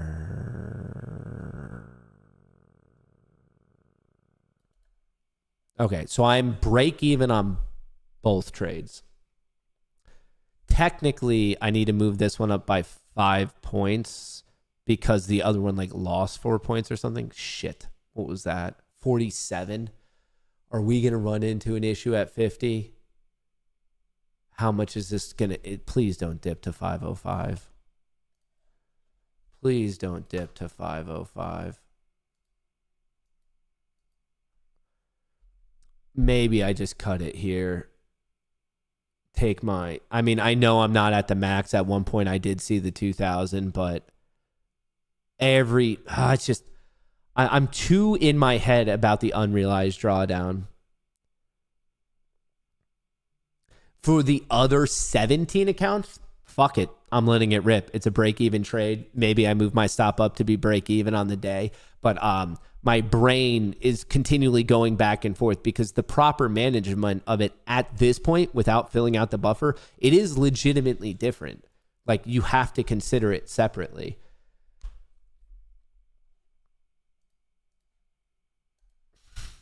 And it's causing my brain to break a little bit. I keep going back and forth and I feel like I'm trying to quickly manage those new accounts, which might be prompting me to make not the best decision for the other accounts, but I have 17 of the other accounts that are all more money, so I should care more about those accounts. So my brain is getting really, really focused on those new ones because I don't want to blow out more TPTs, because beyond being a streamer and a trader, my third job for this year has been fucking blowing out TPT accounts. So I don't want to keep doing that job. It would just be so much easier if this locks in. There are sellers at 50, so I need to take out 50.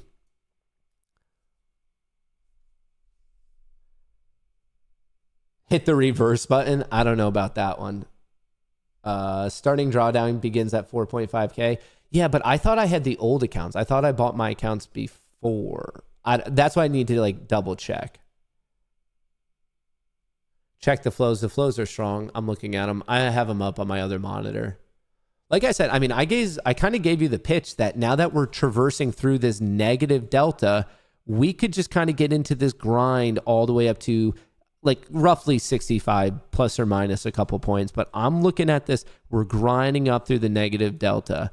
The market makers are helping this. Yeah, you should watch 50. We're at 48. Yeah, you should watch 60. That's a big negative gamma node. Here's a big positive gamma node. Here's SPX. Here's SPX. Here's a better look at SPX. So we almost hit 50. Almost. We have another meat on the bone of that. Unfortunately, we're having a bit of an issue at 50 here. So we're having an issue at the 250s. The 550 on NQ and the whatever the other fucking 50 is, 7,050 on SPX.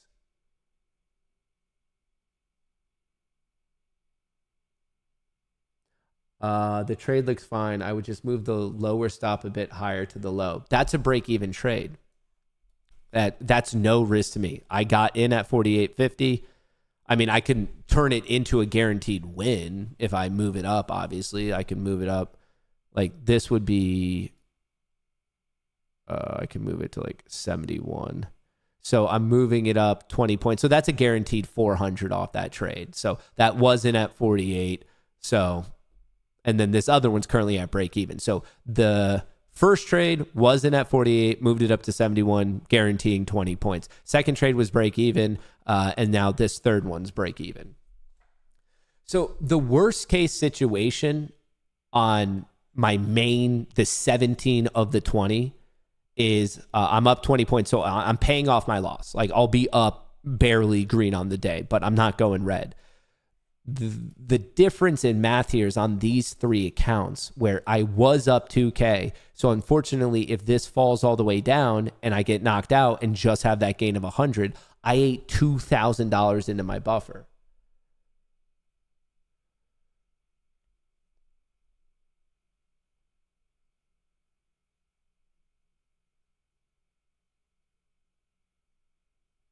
Which is not so fun. Damn, I would have understood if we got smacked at 50. We're getting smacked at 47. I would have understood if this fill at 56 is stupid and we hit 50 and had an issue and I could just mark it out of one of those. I get that. But we're getting tagged at 47? Come on. I thought this was America. This country used to stand for something.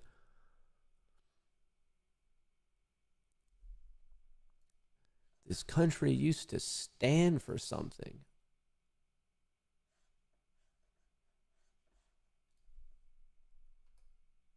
If you're selling at 47, you're just a pussy.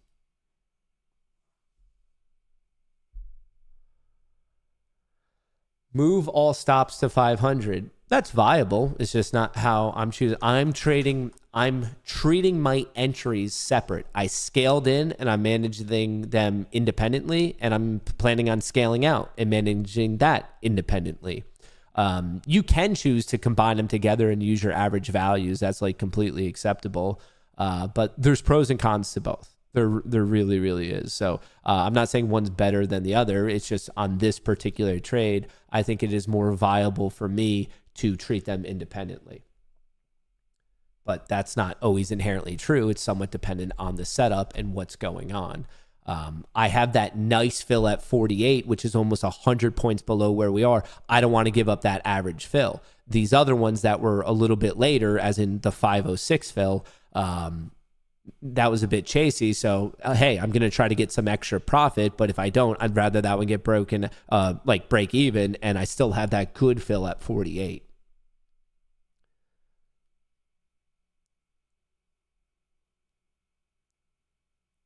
Move one to 520 for guaranteed profit. I already moved the first one. The one that I got to fill at 48, I already moved it to 71. So I'm already guaranteeing myself $400. Surprise, surprise. I'm down 350. Guarantees I'm green.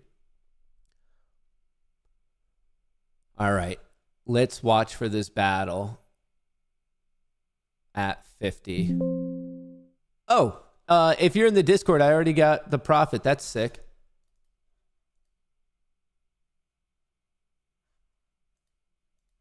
Already locked in $1,000 on my options play.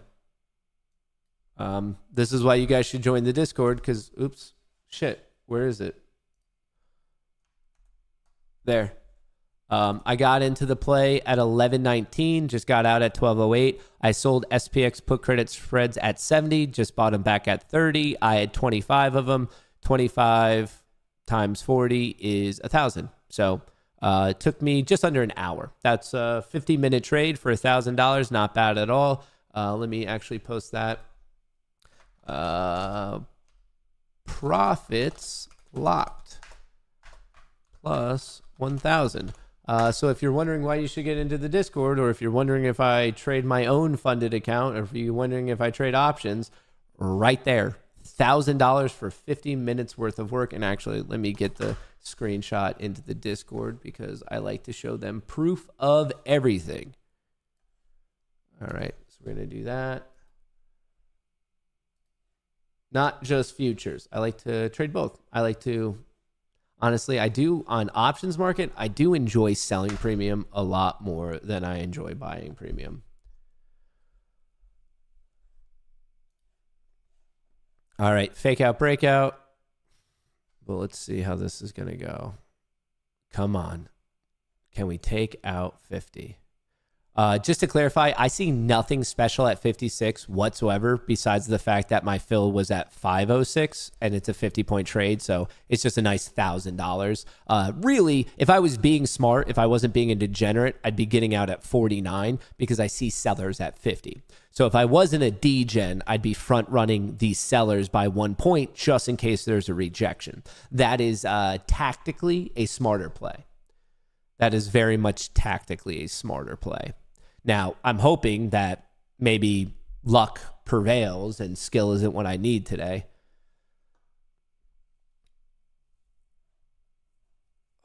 Maybe I should move one up for the TPTs. But then I'm asking, like, am I conflating what I'm doing? Am I freaking out about these 3 accounts too much?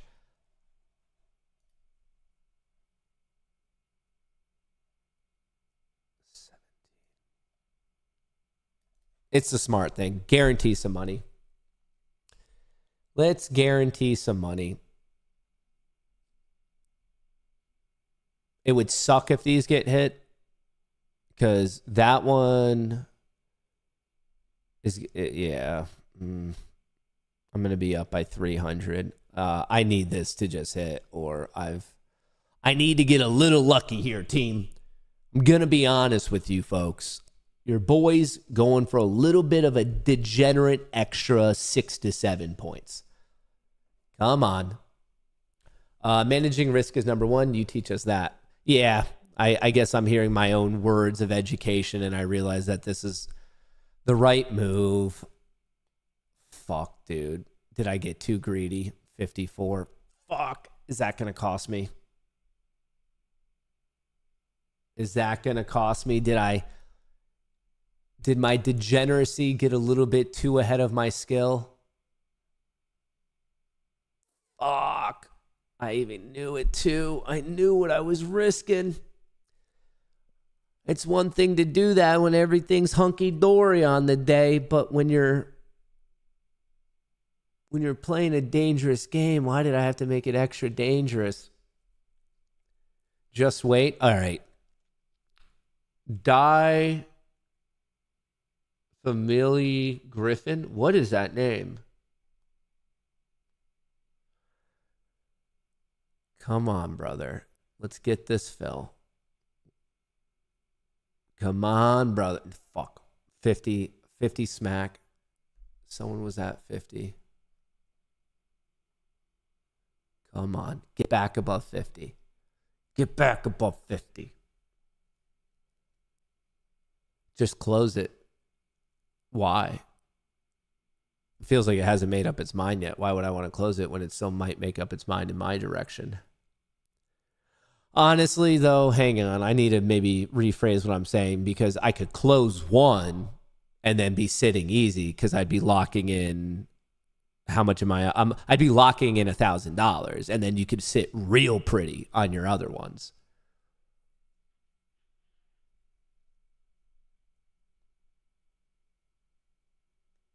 Close it at this level.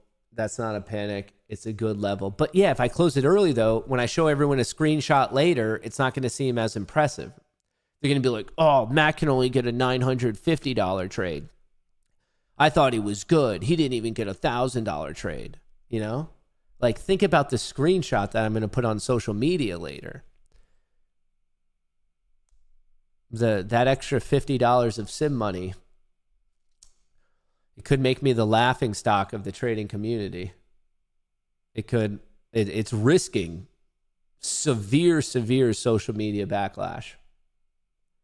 Like, fucking loser ass Matt only made $950 on that one. That pussy doesn't even make 50 points. I have a newborn daughter who makes more money than Matt. There filled. we go. All right. Order It's submitted. donezo. It's donezo. America. What a fucking trade. What a trade. All right. Stops break even. I secured 1.1 with a runner at break even. Secured 1.1, runner at break even. No risk to me. Worst case situation is $20,000, actually $22,000. And then obviously have a runner, which might be doubling it up. I don't know. I do wish the stop was down here, but it's not. I'm just going to leave it. Do I want to put in an order at 600? I don't know how I'm going to handle it. All I can tell you for right now is the stop's at break even. It's not going to get worse than 1.1. Okay. Oh, wait. The question is on these TPTs that I was freaking out, should I just lock in now because it's at its max value? That's a fair question. Should I trade these three accounts separately because then there's no drawdown? I could get out at the max value. Ooh, that's a good question. That's a very valid question, team. Okay. Well, I will post later how I do that. If you want to trade with TPT, like I said, use that code Goonie. If you want to support me, if you're buying these accounts anyway, if you want to support these efforts, 40% off and no activation fee with that code Goonie. TPT is great because once again, and it's similar to the Flex accounts at Tradeify. If you use the Blue Pill Flex, is you can get there's just no cap. So if you have a nice runner day, you can let it go. Matt, which prop is 7P fee? Funded Futures Network. Actually, they're these guys that I just got a payout on yesterday, right here. Funded Futures Network, FFN. So that's what 7PV is. That's the funded accounts at Funded Futures Network. Okay, well, that's where I'm at. Stops at break even. Let me move this over here. I don't know, man. Part of me just wants to take the $40,000 and move on with my life today.